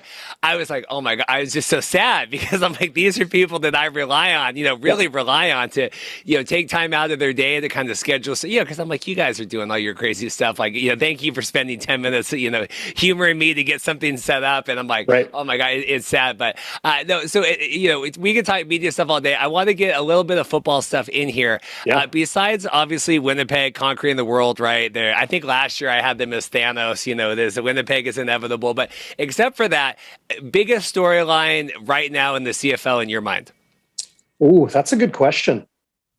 It's got to be the East Division. Like, what's going to happen? It's so wide open, 4 points between first and the two teams immediately chasing them. The Ottawa Red Blacks haven't had much fortune this year, but they got their first win, so they got the monkey off their back. That's a good thing. But I think it's wide open in the East. Will Saskatchewan do enough in the second half of the season? They got 3 games against the Blue Bombers upcoming. For people that haven't followed the CFL super close, those rivalry games between the Blue Bombers and the Rough Riders, like it doesn't, the schedule, the records don't seem to matter. Those two teams face off on Labor Day here in Canada, and then the following week back here in Winnipeg, called the Banjo Bowl. Those are just such heated rivalry games with raucous crowds and all the pomp and circumstance around it. You never know who's going to win. We've seen crazy games where huge upsets, multi-score upsets, and that sort of thing. So how is Saskatchewan going to, play the rest of the season?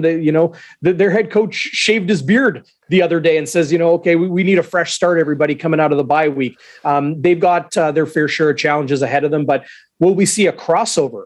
The Grey Cup is in Regina this year. Can Saskatchewan do enough to cross over to the East, win 2 games on the road, and then be the visitor on their own turf for the Grey Cup? It'll be interesting. That's kind of like the biggest story of the league and teams. I think Nathan Rourke and his emergence as a Canadian, as a standout, unbelievable quarterback. The game he had in week 9, throwing for 1,000,000 yards, 5 touchdowns, no interceptions. It was really something to behold. What do you have? 380 in the first half. He is special, a real treat to watch. And, BC, a one-loss team, Winnipeg undefeated going into week 10. The final 2 games on Winnipeg's schedule is a home and home against the BC Lions. That's going to be a heck of a home and home series to see who wins the season series. And it might just be who, has the easiest path to the Grey Cup. I'm really scared right now. Obviously, BC is my team. I was telling, I had Dominique Rhymes on. He'll be on the same episode you're on from BC. Nice. I said, we had an hour wait for our anniversary dinner on Saturday, and I stood out on the street in front of the restaurant and watched the BC Edmonton game on ESPN Plus on my phone. And I was very excited. But now, we're coming into Calgary. We did not look good against Winnipeg, right? Luckily, I was filming the wedding, and I think I would have had my, head through a wall at some point. But I'm really worried that we're going to get shown up this weekend, and then it's going to be all this is for naught, that you can beat Edmonton by 1,000,000 points. But if we can't do it to Calgary, I'm really scared. Yeah, I'm looking forward to that game more than any other this week. Going to Winnipeg, going to IG Field. I live in Winnipeg, born and raised here, but going to that game and seeing 30,000 plus is something I'm really excited for. But that Calgary BC game is going to be a huge determining factor. Calgary has 2 losses, both to Winnipeg. BC has 1 loss to Winnipeg. One of the most difficult things to do in the modern era of Bo Levi Mitchell quarterbacked Calgary Stampeders teams is to go into McMahon and beat them, and especially do it, with them coming off a bye or coming off a loss. They generally don't lose 2 games in a row ever, if often at all. So, it's been interesting watching the betting line in that game and watch it kind of shift a little bit depending on, who people are putting their money on. But I think that's an absolute pick'em game. Bo could very well be pissed off with losing 2 games to the Winnipeg Blue Bombers. Nathan Rourke might be just wanting to continue to prove people wrong, because it's like, well, can he keep doing this? And he does. So it's going to be a fascinating game, week 10 between those 2 teams. And I get you. I would be scared too if I was pulling for the Lions. It's going to be a heck of a game. Well, because Bo, he was like 7 of 18 or something last week. I mean, he really didn't play good. That was a scarier CFL game just in general. Sure. Well, that happened to Zach Collaros here in Winnipeg when they went to Edmonton. He was something like 43% passing, did not play particularly well, but they did enough to win the game. That's kind of the beauty of the CFL, right? If special teams steps up when your offense is kind of struggling, you can still win by 15 points. So the Calgary Stampeders, extremely well coached. They've got great special teams there by a guy who started as a strength and conditioning coach, now being talked about as a future head coach, maybe as early as next season, in Mark Killam. He's the one who stepped in when Dave Dickinson had some positive COVID tests in a couple weeks ago. So, it comes down to more than just the quarterbacks and the defenses going off against each other. In terms of going to the East, we have Hamilton here, right? Dane Evans hurt. They have 4 or 5, right, against the Argonauts. Are we seeing kind of the end of the 2022 season for Hamilton here over the next month? Yeah. I mean, a couple weeks ago on our show, I put the Hamilton Tiger Cats at number 4 in my power rankings behind Winnipeg, BC, and Calgary. And people thought I was crazy. And I'm like, just watch. Watch them play Toronto, and maybe you'll see. And they continue to have 4th quarter collapses. I don't know. Am I crazy to say that maybe it's a blessing in disguise if Dane Evans misses a game or 2? Matthew Schultz isn't going to knock anybody's socks off, but maybe the Ticats will shake off the cobwebs and dig a little bit deeper after being losers of the last 2 Grey Cup games and having outstanding seasons in the process, to say, okay, it's the second half of the season now. We can turn things around. That East is wide open. It's for anybody's to take. Frankly, Ottawa could figure it out. I think it would take Jeremiah Masoli to come back and quarterback them to that sort of second half of the season. But everybody says it in the CFL. The real season starts after Labor Day. That's the beginning of September here in Canada. I know you guys have a different Labor Day down in the U.S. And I've enjoyed some Labor Days down in the U.S. with family. I like having 2 Labor Days. You can't really beat that.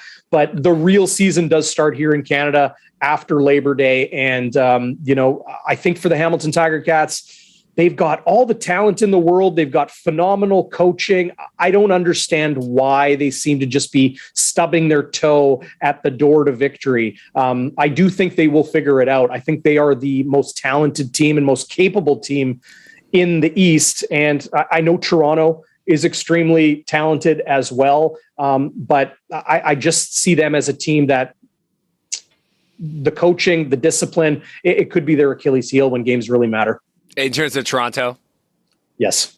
Also, speaking of discipline and penalties, Montreal, right, having issues.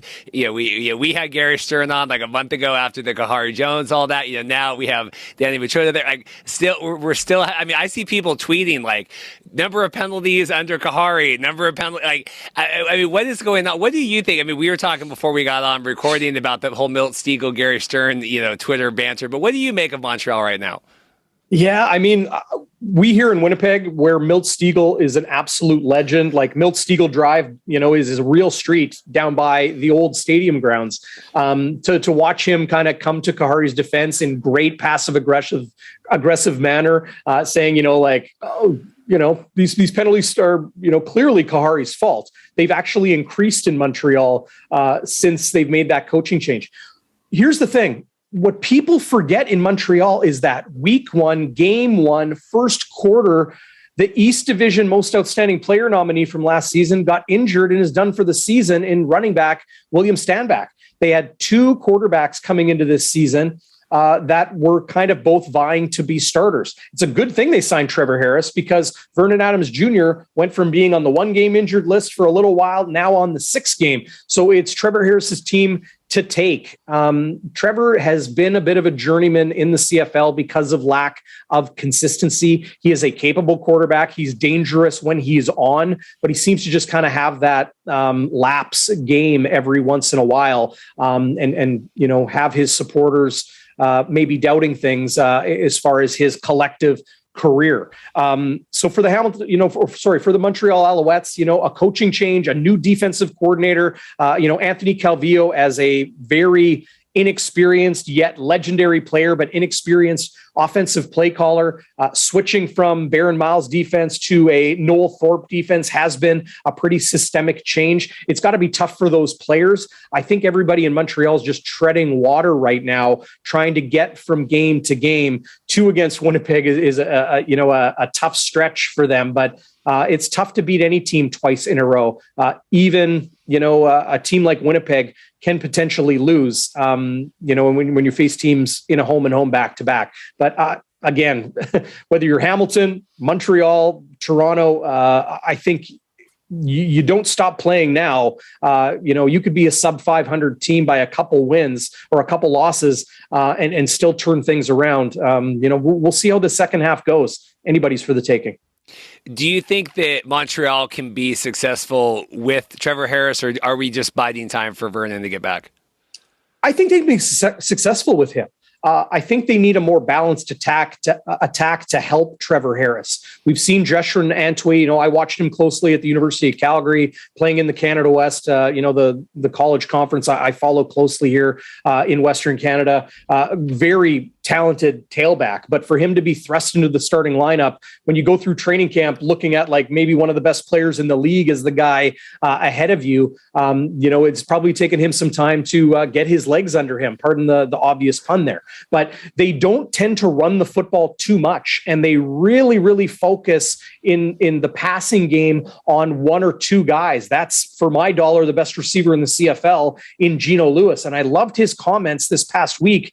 Spoke to Herb Zurkowski of the Montreal Gazette and said, I would trade all of my personal accomplishments for more wins. That's the right mentality and the right thing for Geno Lewis to say, because he has been a standout player, not just this season, but year after year. Jake Weineke has struggled a little bit when you look at the way people learned who Jake Weineke was. That was 2021, leading the league with 9 touchdown receptions. I think Montreal has the pieces. They've got to figure it out. When you have I would never advise a team to change coaches mid-season, especially offensive and defensive coordinator. It's a huge, huge adjustment for teams to do that. Tough on the players, tough on the support staff, and tough on the new guys coming in. You don't have that training camp to learn. You've got to learn in game. And you know, the 1, 2, 3 practices a week. 12 padded practices is all CFL teams get now with this new collective bargaining agreement. So it's not like you can instill and install new systems easily. So, you know, I don't think they're going to have to. They can't wait for Vernon Adams. They've got to try winning now. And, you know, we'll see how that shakes out. It's been tough there, no doubt. Speaking of Twitter feuds, Herb has quite a few going with Gary Stern as well on there, where Gary will write something and they're, well, we're hoping to win tonight. He's like, well, hoping isn't enough, Gary. You guys need to support. I mean, they kind of have a bit of banter going back and forth. Herb is a one of a kind. He is in the Canadian Football League, Canadian Football Hall of Fame media wing for a reason. An outstanding writer, very interesting, unique man. I always enjoy when he is in Winnipeg. He has a unique talent to throw a barb at the perfect time with exceptional tone and delivery. So for a newspaper guy to have what Herb Zurkowski does, many are envious of. I think I hit him up like last year. I said, would you like to ever come on the show? He's like, I'm not really a podcast guy. I was like, yeah, I tried to get him on TSN radio for years. He just wouldn't do it. Right. So, you know, that's Herb. That's the way he is. Before I let you go here, I know you're heading down to the stadium here. What do you make of Horngate last week? I really want to hear what they've been around this for, maybe you guys have talked about it on the show. I missed it, but I watched that game because I was watching the Pro Football Hall of Fame game. It was horrible. I turned it off, I said, maybe, Alouettes will get the upset here. And that was the most unwatchable thing. And I watched most of that game. It was really bad. When I was a kid, I begged my parents to get me one of those gas powered air horns that you keep in your boat in case you get stuck on the lake or something. Right. And I remember bringing that to a Jets game and it deafening everybody around me. And I was, 12 years old or whatever it was. I didn't know the difference. The reality is now they don't allow the gas powered, but you saw it on TSN. They kind of have the hand pump ones. Okay. Clearly people are abusing that, leniency that they've, allowed fans to do that in Montreal. I think if you just have naturally aspirated horns like the Vuvuzela or something you have to blow into, I think that's probably a smarter thing to go. Hat tip to TSN for adjusting their microphone array and levels at halftime. It was a little bit more, watchable and listenable in the second half. But again, kind of a beauty little niche, nuanced, goofy thing in the CFL that it was last week here in Winnipeg. I know this is going to be running after the game, but 30,000 plus at IG Field. The cowbells here on the prairies are going to be going like nuts. I think that's a much more digestible sound than those air horns. They got a little bit annoying. Yeah, I mean, that was the story of the week. Is are the Argos? Are the Argos pumping in fan noise? Right, they're pumping it in, and then Winnipeg's mad at Montreal, and then Montreal's mad, and everyone's mad at Montreal. I mean, it was of any storyline in the CFL this week really has been fan noise. It's exciting. Yeah, no, it's cool when fans can kind of, again, throw barbs. It's fun, right? What does fan mean? Look it up in the dictionary. Fanatical means out of your mind. So if people go out of their mind a little bit, they have fun. That's why, frankly, I thought it was a great idea to bring Zach Schnitzer on Bonfire Sports this year. He is a diehard Blue Bombers fan and had a very popular podcast. I'm a reporter. I put my fan card in a safe deposit box 15 years ago, right?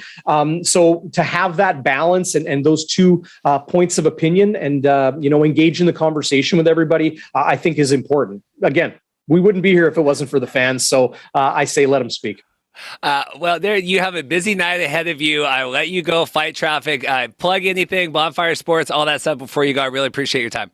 Yeah, youtube.com/Bonfire Sports, bonfiresports.ca. We're looking forward to having a little bit of hockey coverage this coming winter as well. But we have a heck of a lot of fun. Tuesday nights live at 7:30, the day before Bombers games live at 3 p.m. Central Time. And then we go post game every Blue Bombers game and have a lot of fun. But thanks for having me on. I love talking with you and love talking with the guys. I really enjoyed meeting you and your significant other at Grey Cup this past year. I sure hope we see you in Regina again this winter.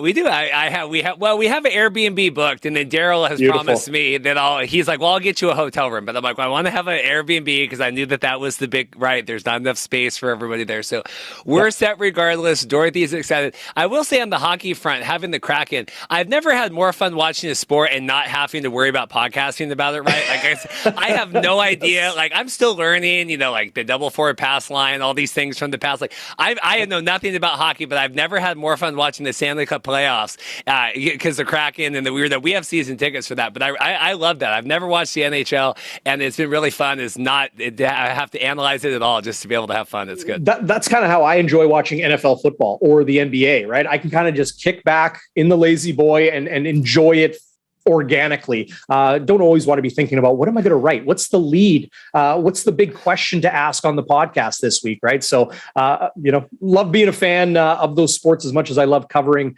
the Canadian Football League and the NHL as a reporter. All right. Well, good luck. Hope everything goes well tonight. Have fun with your shows and we'll talk soon. Thanks again. Great to talk to you, man. Take care. Well, as a former XFL Dragons fan, breathing fire, I'm excited to have this guest on. Dontez Byrd, how are you doing today? Oh, I'm doing great. Just happy to be on your show.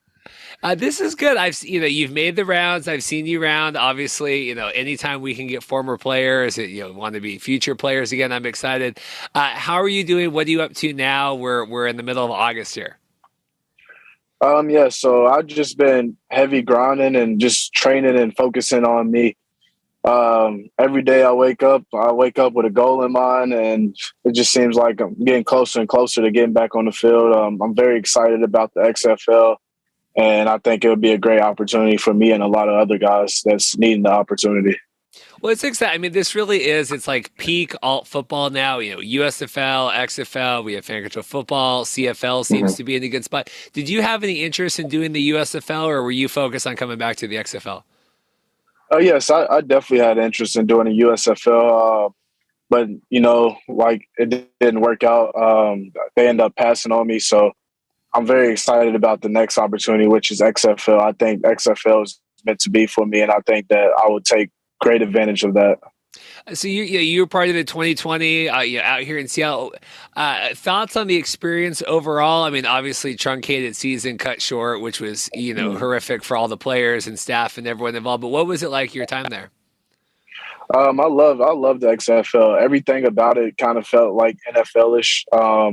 We played in NFL stadiums. The crowd was nice. I know in Seattle we were seeing somewhere between 25 to 30,000 fans. So it was a pretty crazy experience. It was different compared to the AAF or other leagues that played in the spring with this type of fans and everything that was involved. It felt professional. Thoughts on, and I'm not trying to get in trouble. Coach Zorn, did you like Coach Zorn? Was he a good guy? Yes, Coach Zorn was pretty cool. He was a good guy. I think it was his first time being a play caller, but he was a good coach. Yeah, as someone that sat there, we were front row on the sidelines, and I will tell you that as nice as a guy as he might have been, it was challenging to watch him play call sometimes and not know what was going on. Yeah, definitely. Catching passes from Brandon Silvers, what was that like? It was pretty good. Me and Brandon Silvers had played together in Memphis with the AAF, so we kind of had some familiarity with each other. So it was pretty good to end up on the same team with Brandon Silvers again. Yeah, he's a name that floated around too. USFL, we thought, or maybe coming back to the XFL again. There's all these talented guys out there. It's always, all our fans are always tracking kind of where everyone's going to end up. So it's always curious to see. Yeah. So, XFL gets shut down, right? Just like everyone, we were devastated too. You hear Danny and The Rock, everyone's going to buy it, right? What is your immediate thoughts on that? My immediate thoughts was I just knew that how great the XFL was going to be and how big of a league it was going to be behind The Rock's following, and then him being with her and stuff like that. I just knew like everything's going to be exploded like times 2 from the XFL the first time around. We're doing the showcases, right? Because it was all this secrecy for a long time now. We're doing the showcase. We're announcing this days. You said you participated in the one back in June. What was it like kind of interacting with the new staff, kind of getting to meet everyone and trying out, or not trying out, but like showcasing, your skills? Yes, it was very, I loved it being there. Compared to USFL, I didn't really know anyone. Like, they was keeping everything a secret between the coaches and directors and stuff like that. It was kind of, with the USFL, it was kind of like if someone reached out to you, they reached out to you, but you didn't know who it was or who was coaching where. With the XFL, when I went to the showcase, I knew a lot of familiar faces, and I knew a lot of personnel with the XFL.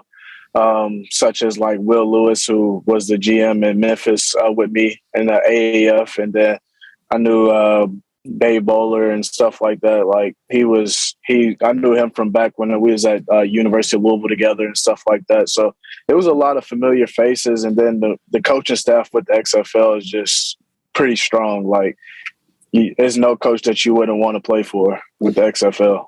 Well, that's the thing. I mean, and I think when the USFL came out, they announced a lot of their staff. I think people were very excited anyway, because I think USFL also has quality, coaches there. Maybe Kirby Wilson aside, right? has had good. But then, XFL comes out. We got Heinz Ward, Bob Stoops is back, Anthony Beck kind of oozes that personality for St. Louis. It feels like, I think a lot of people that the XFL maybe has stepped up another level on that, which is good, because now that'll encourage USFL, everyone else. But talk about, when we see all the coaches, Heinz Ward, former, all these champions, everybody, all the staff involved in the XFL. What did you think? I just loved it. Even like Wade Phillips, I grew up watching him coach and stuff like that. Like, that's a legendary coach right there himself. Also, Terrell Buckley, he coached me at University of Louisville. He was the defensive backs coach when I was at Louisville as well. And then like Rod Woodson and stuff like that is pretty crazy. Well, that's good. So Terrell Buckley, so you guys have some past there. So that's got to be helpful here heading into all this stuff. Yes, sir. It's good. I mean, all you guys, I just can't imagine like the grind of going through like the AAF and then XFL and then XFL again. I mean, when you guys see each other at these showcases or these open invites or behind doing all this stuff, I mean, what do you think when you see all these guys that you've been grinding with now for 3-4 years? It's kind of like a family reunion, like it's just like everywhere you go, you're going to run into players that you didn't play with or played against at the pro level. It's just everyone at the end of the day is chasing the same thing. And it's just like, it's all like good energy towards one another. When we see each other, we still surprised and blessed that we're still chasing it and just staying out there. It's a lot of uncertainty with professional football. I mean, like, I was hearing that USFL was going to get me at certain points of the season, and I was going to get drafted with USFL. So it was kind of a lot of uncertainty with that. So I was just training with, kind of no light in the tunnel. So you got to have, when you're doing this type of stuff, you got to have a purpose and you got to have a reason of why you're doing it. And you kind of got to keep yourself motivated, because it's kind of frustrating, but you just got to stay positive and stay consistent. Well, it's hard. I mean, we've had your former teammate Ernesto Locayo on the show a bunch, kicker, and he said the same thing. Like, you always have to be in shape. You always have to be ready to go. You never know when, if it's the arena leagues with him, if it's CFL calling guys, it's XFL, USFL. I mean, I don't think people understand that how much you don't really have an off season if you're always trying to be ready for the next opportunity. Yes, I agree. I was tagged in something today, Chad Ochocinco talking about his time up in the CFL and how he was surprised with the quality of talent, just because, right, you always think NFL and then kind of bust, but it speaks to the level of talent in all of these secondary leagues, right, XFL, USFL. Talk about the importance of having leagues like the XFL, like the USFL around for guys like you. I think it's amazing that it's starting to come about to where you got two spring leagues, so it's giving guys a lot of opportunities outside of the NFL. I know with my NFL stint with the Atlanta Falcons, I felt like I had a really strong and great preseason, but numbers wise, it just wasn't fitting. So with these other spring leagues, it gives players an opportunities to get more film and to stay ready in case the NFL job does open up. And just at the end of the day, continue chasing your dream and doing what you love to do. Yeah, it's such a numbers thing at the end of the day. I mean, even with the CFL, where you could just be, you just that extra guy, and someone's got more politics, or the numbers just don't work out, and it's too late to get on another team. So now we have the 8 cities, right? We have Seattle, St. Louis, right? All the teams in Texas, everything else. Where are you eyeballing? I mean, obviously you'd be happy, be in the league, be a part of it, but where would you like to play? Man, honestly, at this point, with me basically sitting out the whole last season, I just want to go anywhere. I'd be happy to play anywhere. I just know whichever team get me is going to be getting the best of me.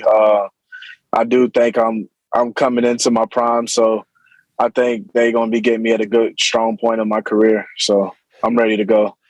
When you hear The Rock do the 54th man speech, right? And I'm sure you've seen that, the SBs and everything else. Like, does that resonate with you as someone that is trying to get your spot as a player? Oh yes, definitely. I think a lot of guys who had an NFL shot or was in an NFL training camp, they kind of relate to the 54th story that The Rock gives. So it's pretty motivating, but it's also true. It's not just something like a gimmick that he's just saying to get fans involved, but it's actually something that players can relate to. They kind of been on the cusp to making teams and just didn't make it just because the numbers been low or too many at the position, contracts, and it's a lot of stuff that goes into that type of stuff. So the story is pretty motivating, and it's true. What do you work on when you're not staying in peak physical condition and being ready to play professional football? I watch a lot of film. I'm also a personal trainer here back home in Louisville, so I'm around it a lot. Personal training, coaching. I have a 7-on-7 team that I coach. Just working out. I work out twice a day. I train people. I got work that I do to make money and provide for my family. It's a busy day. It's pretty repetitive. The only time I get breaks is on the weekends, which fly by, but it's all worth it at the end of the day. What else do you want people to know before I let you go about your journey, your story, getting back to the league, anything else? Well, I think I covered it. Whichever team gets me, they're going to be getting the best of me. I'm the hardest worker. I have a very IQ when it comes to football. Can do whatever the coach needs me to do, and I'm ready to go. Injury free, healthy, have a clean injury past. So haven't really had no injuries or anything like that to slow me down. So they're going to be getting the best of me, like I said. Let me ask you this. You go to the showcase, you see the guys. Talk about the quality and the level of talent around you as well, just that people should be excited to see, on the XFL field here in February. Yes, I think people are thinking with the spring leagues and being multiple spring leagues that the talent level is not going to be there, that they're going to run out of players, but that's not really true. I know I was seeing, and I've always heard since high school, that only 2% of college athletes make it to the NFL. So there's the other 98% of good college athletes that's getting looked upon, or the numbers just don't work out, that's needing leads like this. And like I seen at the showcase, there's some good guys that's maybe been looked over, played in the CFL, arena leagues, or whatever they have to do to get noticed. But those guys were at the showcase, and it was some good competition and some good guys. The XFL is going to be a pretty strong league. Yeah, I was infuriated during the NFL Hall of Fame game last week, right? Which is like not the best game in the world. It's like the preseason. The college football Reddit was saying like, pro football game is why I don't watch the XFL, meaning like because it's like subpar talent or whatever. I go, you're the college football Reddit. Like 98% of all college, like what do you think all these guys do that don't make it in? Like you have to have other opportunities for these guys, exactly. Especially because not everyone walks out of college ready to play. I mean, even look at the NFL. Look at Zach Wilson. Look at Mac Jones. I mean, you get these guys, even the big superstars of the world, take 2, 3, 4 years sometimes to kind of figure their stuff out. Yeah, like with athletes, like myself, everyone peaks at different times of their career. Some people peak during college. Some people peak a couple years after college. Like, everyone's journey is different. So to discredit the spring leagues is pretty bad. You should want players to have an opportunity to do what they love. I mean, even just don't watch, but like, you're still giving, hundreds of guys and staff and, the stadium workers and the trainers and the coaches and the players and, their families. And it's like, they don't watch, but you're giving thousands of people, men and women jobs because of these leagues. So let's exactly. not worry about it. Well, I hope I didn't peak in my podcasting already. I hope you're peaking now, or you're at your peak but I hope I will continue to grow. That will be scary if I. Yeah. I think everyone's trying to grow every day. So. Well, I so appreciate your time wanting to come on. I wish you best of luck, whatever team. Obviously, hope it's the Seattle Dragons. I think we're going to have a strong team here with Hazlitt and June Jones and everyone else. But I think wherever you end up, I think you're going to find a good home. And I appreciate your time. And I know it's been a long journey, and we're going to get you back there. Yes, sir. Thank you. I appreciate it. Hopefully everything works out. Well, I'm excited today. We have obviously one of the biggest games of the season, I think, BC at Calgary. We have Dominique Rhymes here of the American CFL team, the BC Lions. How are you doing, sir? I'm doing very good, man. Thank you for having me, man. I'm super excited to be on your show, man. And, I'm grateful to be here. Well, I was excited about this anyway, and then today you were announced as one of the CFL, top leading performers of the week. So first, congratulations. How did it feel to find out all about that? It's good to, be a top performer of the week, but it feels even better like getting a good big W at for the game, and it's just been everything's been clicking right, and the offense been moving the ball, and coaches calling the right play. So man, I just be in the right position. So now I'm going to be honest. So August 6th is my wedding anniversary. So we waited in line for an hour for our wedding anniversary dinner. And I watched a good portion of your performance on my phone on ESPN against Edmonton. First of all, I have reactions to that I sacrificed a good portion of my anniversary night. Well, I appreciate you sacrificing, a little bit of your time, but hopefully it was worth it, give you something to celebrate as well as you celebrate your anniversary. So, I'm grateful you was able to watch us and, have a good time. What was it? A crazy game? You had 3 touchdowns, 9 receptions, crazy stats. What did it feel like on Saturday night? It felt good. Just like as a team in general, everybody was like energetic. Everybody felt good. Everybody was focused in, locked in. Nathan was super locked in, man. So, it was just a good energy that night, and, we executed well, and, the results spoke for themselves. Obviously you had success, leaving your time in Ottawa, coming to BC, and now it just feels like, you're leading the team in touchdowns, really standing. What is it? Is it you? Is it Nathan? Is it you guys together? Is it the offensive line? What do you credit the success that you're seeing personally? My quarterback. My quarterback's doing a tremendous job. I think back when I was back in Ottawa and I had a tiny bit of success, during that time I had 3 different quarterbacks. They was trying to figure it out. But, I got Nathan, who's a bona fide stud. And, he helps us out a lot. He puts the ball in perfect places for us to make plays. And, just being put in another, position to be able to make plays. I think this year they moved my position around from last year. So they giving me a lot more opportunity to make plays. And I think that's why you can see the biggest change in my game, because I'm getting more opportunities to make plays down the field and jump balls and, whatever they want to use me at. Well, I think it's exciting because, I think like Whitehead, big splat, we re-signed and Brian Burnham, all that. Here you are, Keon Hatcher, right? He's been on the show, but here, you're leading the team and all these stats and really excelling. Like, it's just remarkable how much talent you guys all have, on the offense right now. And it really does seem to be clicking. What was it, 46-14 last week?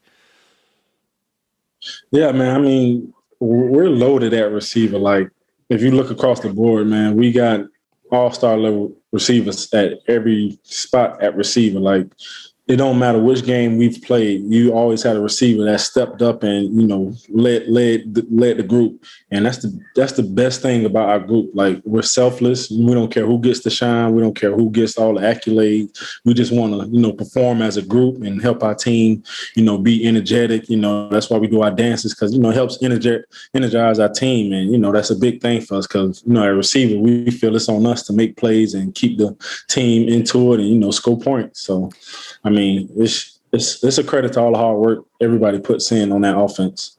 It's interesting that you say the same thing, that you guys it's kind of all for one on that, because I think Lucky has said similar things as well this season, right? Like, I'm okay at being in whatever position I need to be so long as the team succeeds. It does feel like this is all for one mentality this year.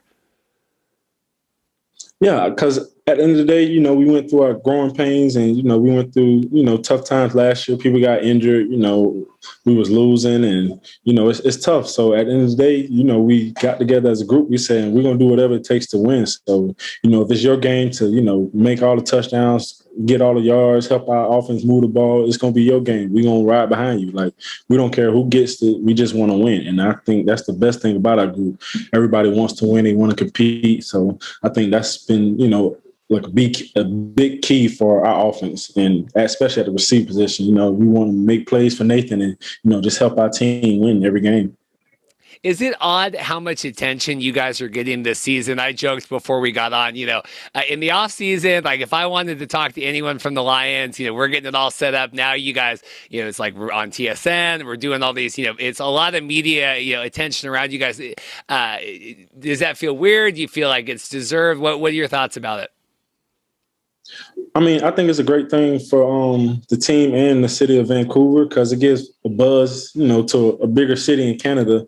And, it gives attention to, the wonderful things, the owners doing for the city, what the coaches are coaching and like what the players are doing. And we putting in the work for each and every game and, executing, put on a good show and, we get some wins for the fans. So, it comes along, stuff like that comes along, you're doing the right things, on and off the field. So, it's a good feeling to have that around the city now.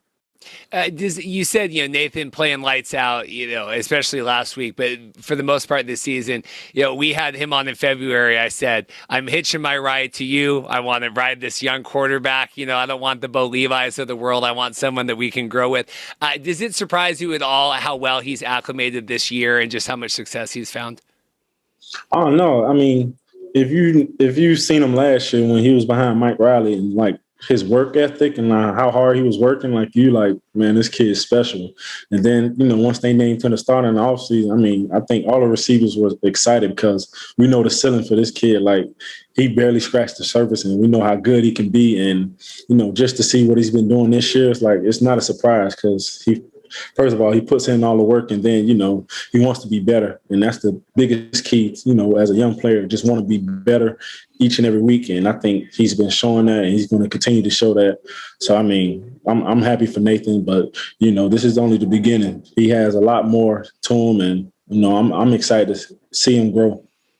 Now, it's all right and well to slap around the Elks a little bit, right? That is kind of comes with the territory now, but big test this weekend. We didn't do as great against Winnipeg. Luckily, I had to work that day. I think my head would have been through a wall somewhere kind of watching that game. But, obviously you guys have had this game circled on the calendar, right? Big Western matchup coming up. Thoughts headed into the weekend? We treat it as another game, like our offensive coordinator Jordan says, nameless face, nameless opponent. We're just going to execute and do what we do. Winnipeg game, I felt we started slow. So we know, coming into this game, we want to start fast. They have a great team over there. So we know the things we need to do, execute. And we know when we at our best, there's really nobody in the league that can stop us. Like, hands down, nobody can stop us when we come to play and we, executing at a high level. Great things happen for our team. It's a big test. I've heard a lot of, it doesn't matter. And, you can beat Ottawa or you can beat Edmonton. It's these big dogs we really got to show up against. So you feel confident? You feel like the coaches have gotten you guys fired up enough? Oh man, I mean, the coaches don't have to fire up the players. I mean, in the locker room, we definitely know, like, what we're trying to do on Saturday, what we're trying to accomplish. This one small step, and for the long journey of the season, and we want to finish this week 1-0, and whatever we have to do. Game plan wise, execution wise, once we get on the field, we have to do it at a high level. So, we're gonna make sure we focus in extra this week, though.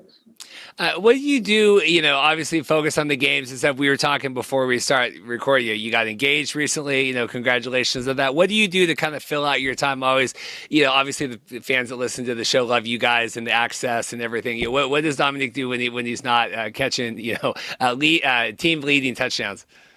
Oh man, if I'm not, in practice or at a game, I'm hanging out with my teammates. I mean, I think that's the biggest difference this year. A lot of guys, we hang out on a regular basis. Like, say we'll go get something to eat, or, we'll go to like a little arcade and play some games, go to the pool and just hang out. Like, it's a big family here. So most times when we're not, in football, we're hanging out with each other, just, creating that bond like a family. And I think it's been paying off tremendously because, once we get on the field, you're playing for your brother out there. You're not trying to let your brother down. So that's probably what I'd be doing for the most part. Or, I don't know, whatever activities is going on in Vancouver. We had Moj on a couple weeks ago, and I think when Keon was on before, was talking too about how this training camp felt different. It really felt like you guys gelled, coming out of the gate. Thoughts on that? Do you feel the same way, and why? Because I've asked multiple people of why it feels that way, and everyone's kind of had different answers to it. The continuity. This same group was here last year. Besides, the change at quarterback, it's the exact same group. And when you're with the same group, everybody's strengths, weaknesses. What this person likes to do. He doesn't like to do. What that person needs to work on. And I think once we came to training camp, we held everybody accountable to a certain standard. And we do that. We try to live up to that standard each and every practice and each and every game. So I think that's the biggest difference. Just being around each other for, last year and now again this year, we're just familiar with each other. Well, I love it, because so much is made, the CFL, jumping rosters, right? And obviously we want players to get the most money and kind of get where they need to go. But good to see that, a team that's sticking together through it, and obviously we retained a lot of key items in BC, but you really feel like that has a lot of fruitfulness right now in terms of the action we're seeing on the field. Oh, yeah. I mean, you look at a team like Winnipeg, they don't really have too much turnover. And, when you don't have too much turnover and, guys play together, like, you get a winning formula. But, people do try to get their paydays, just to, you have to feed your family at the end of the day. But, for the most part, when you keep the same guys around, good things happen. And I think that's been the biggest key for us, having the same guys around and everybody, not want to repeat what happened last year. Everybody just wants to win this year, and everybody has a certain standard and goal they want to achieve this year. Well, it's good. And I think here we just need to turn BC into that place where, guys want to go and get paid and win. And, I think Winnipeg's had their time in the sun now. I'm ready to talk about some other storylines in the season. So I certainly appreciate, the Lions giving us something else to talk about this year than Winnipeg winning again. Oh, yeah, man. I mean, what place wouldn't you want to be in Vancouver, where it's one of the most beautiful cities you ever seen? You can see the mountains when you're just driving across the city. I mean, and then you get a winning culture. I mean, it's a recipe for success that people want to come to. A great city, a great time, like nightlife time, like to get some drinks with your friends and family and, get some great food in the area. I mean, why wouldn't you want to come to Vancouver? A couple last questions, I'll let you go. I just thought at the top of my head, I saw Mr. Doman giving you guys the post-game, locker room rah-rah. He was on our show before the season. Talk about that, having the owner come in. A couple of our listeners commented like, you don't see that in Toronto. You don't see that in some of these other places, having the owner come in and address you guys after, a huge one. What was that like? Oh man, it was exciting. It was a good feeling, man, because especially when you got your owner, doing everything he can to bring the fans in the stands and, trying to improve everything around like the team and around the city. I mean, it just motivates you more to, to put a good product out and, to create a winning culture. Because, you know, at the end of the day, we want to create a winning culture in BC again. And, you know, doing the things we're doing right now is, you know, headed towards the right direction. And to have him, you know, backing us all the way and, like, for him to be super involved, I mean, the players we love in the locker room, like, you know, that's what you want in the owner. He's investing into the product and, you know, the results are speaking for themselves.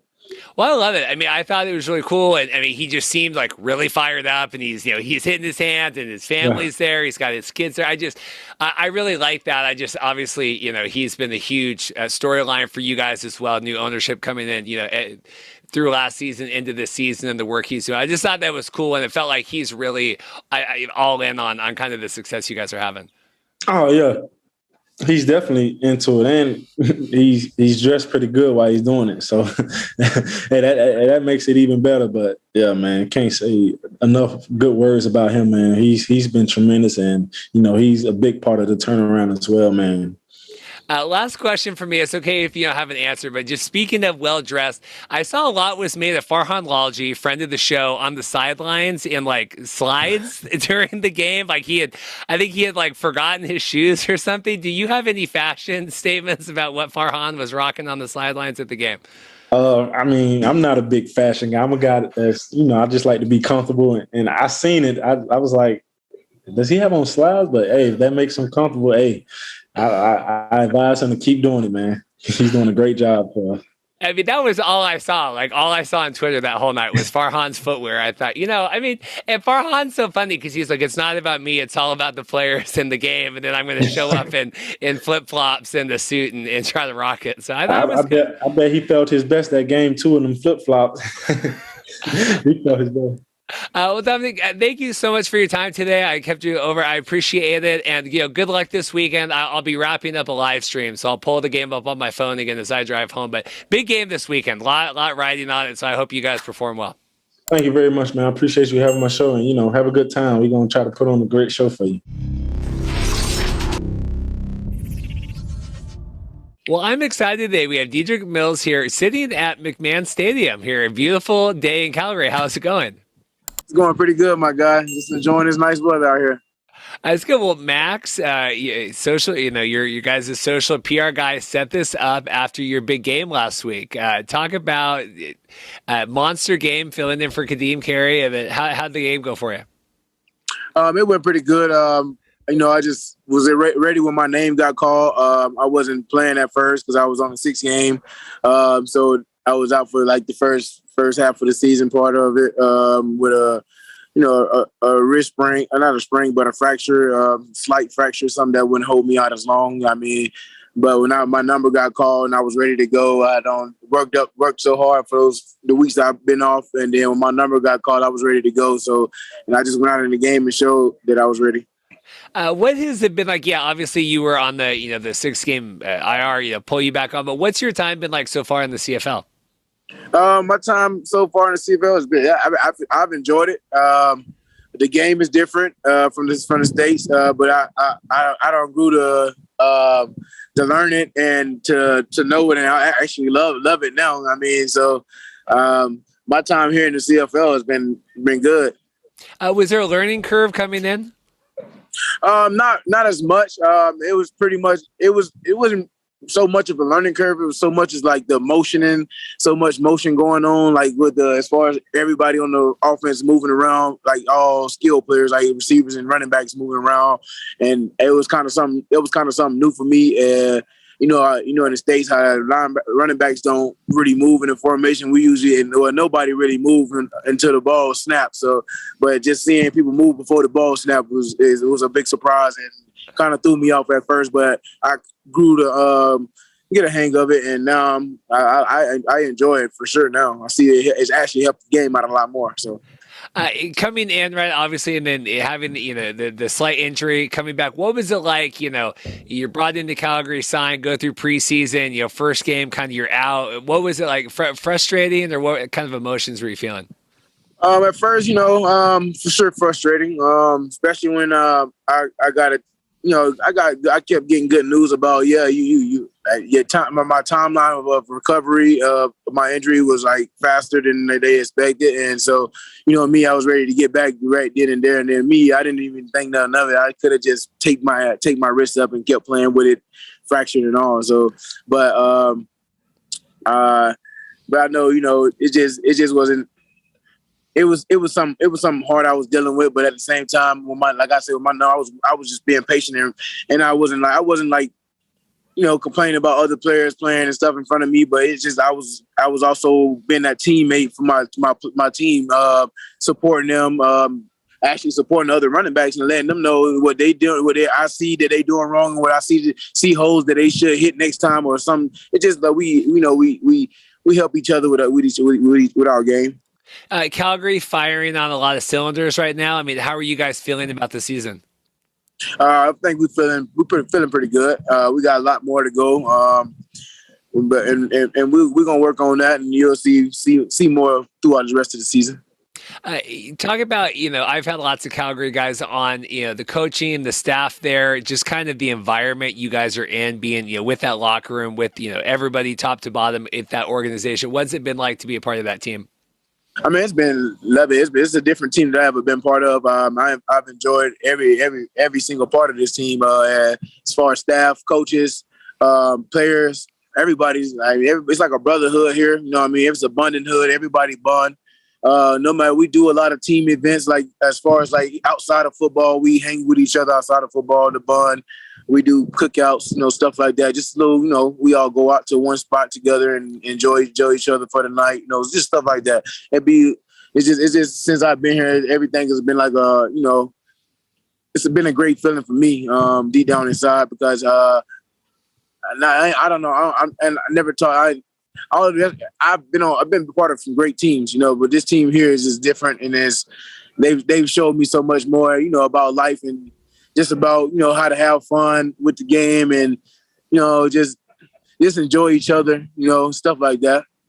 Do you like Calgary and the community outside of football up there? Oh, I love the Calgary community outside of football. It's a very chill place. It's not as busy as the States are. The States got a lot more going on, but here it's like more chill, quiet. I ain't gonna say as quiet, but it's a lot more quiet than it is in the States. It's a lot more chill. You got a lot of people. Out here very friendly. They're very nice. You don't get that too much in the States and stuff like that. But here it's like I enjoy these people. I enjoy everybody. Walking past people when they speaking and stuff like that. So I love it. So, I always try to be the impartial interviewer here, but we have a big game coming up against BC. BC is my team. I've called them America's CFL team. My hope is they do some ungodly damage to you guys this weekend. But since you're on the podcast, how are you looking forward to the game? That's kind of why I wanted to get a Calgary guy on this week. What are you looking forward to in the matchup this weekend? Man, I'm just looking forward to going out, playing this game, having fun with my teammates, enjoying it, and hopefully we come out with a victory. But of course, me, I'm always do what I always do. When I get on the field, everything that's going on with me, I'll block out, and whatever's going on in that field is just what's going on in that field. It's me in that field at that moment. So. You just walked out of your meetings, right, to come on this. What are the coaches saying? What's the staff saying ahead? Because this is a big Western matchup this weekend. It's a big game, yeah, for sure. We just got to do our thing, everybody do their job, do their parts, and the results will take care of itself. You guys feel bullish? Do you feel bullish? No, not really. I'm just ready to play. I treat every game like it's the same. I don't look at nobody as bigger or smaller. So everybody, to me, anybody can get beat any day. So I look at every game as the same. As someone that's newer to the CFL, right, joining the Calgary team, what do you want people to know about you outside of the football field? That I'm a hardworking guy. I'm somebody you can always count on. Very dependable. I always smile. Never really see me frown. And I talk a lot of trash, but not in a bad way. I'm always good with it. I'm always been playful and joyful, for real, a lot. Well, you can talk trash as long as you back it up. I think that's always. I always back it up for sure. I'm gonna back it up for sure. Well, Dedrick, I appreciate you coming on today. Like I said, coming out of meetings, appreciate it. I normally wish you luck this weekend, but I just hope everyone hope for a safe game at least. I appreciate you, my guy. Thank you. Awesome. Tell Max thanks. You guys have a good one.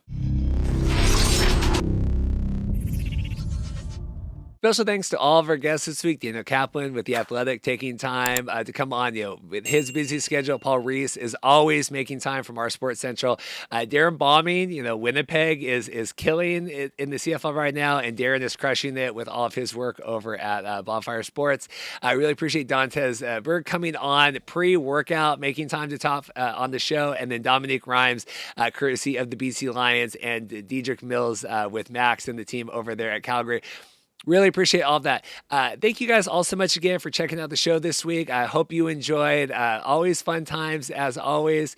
And, should be good. Like I said at the top of the show, a couple big guests coming up next week. We have a returning fan favorite, couple returning fan favorites over the next couple weeks. So I think you guys will like that. And then got some new spokes in the fire. Going to have now that the XFL is kind of back in the newscape, lots more people talking about the XFL again, and so we're able to get that. So I think you guys will be happy with some of the guests I have coming up. Some giveaway photos before we go. Like I said, if I send you an item, send me a photo. Happy to put it up on here.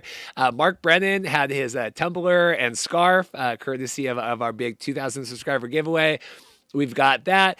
We have our photo from Jenna here. Jenna got the tumbler and the what did she get? She got. I'm talking the towel and the tumbler. Jenna, longtime fan favorite. Jenna was famously won the Chad Ochocinco signed football back in the episode or giveaway. I think for the 1,000 giveaway. So it pays to be a longtime supporter here on the podcast. Jenna has won many items over the years. And then we have one here from Bunwolf. Bunwolf, really excited. Where did that go? Bunwolf, really excited, showcasing not only his Boston Breakers hat, his Grey Cup toque that I sent over. We got the BC Lions there. We got the Seattle Dragons represented. So really appreciate that. I love seeing the faces of the people that listen to this podcast. So, it's great to interact, and I get lots of messages and Twitter DMs and all that stuff, but I really like to see what you guys look like, in your element, showing off stuff. Like Zach has sent over photos before with that. So really appreciate that. But if you guys have gotten your items, if you're still getting them, everything's been mailed out from the 2,000 subscriber giveaway. So please, send over photos. It really joys my heart. Happy to put them on here. So thank you guys all so much for that. That will do it for me today. Big show, like I said, next week. Please like and subscribe. Big giveaway at 2,500 subscribers. And I hope you guys all have a great weekend. Thanks again and take care.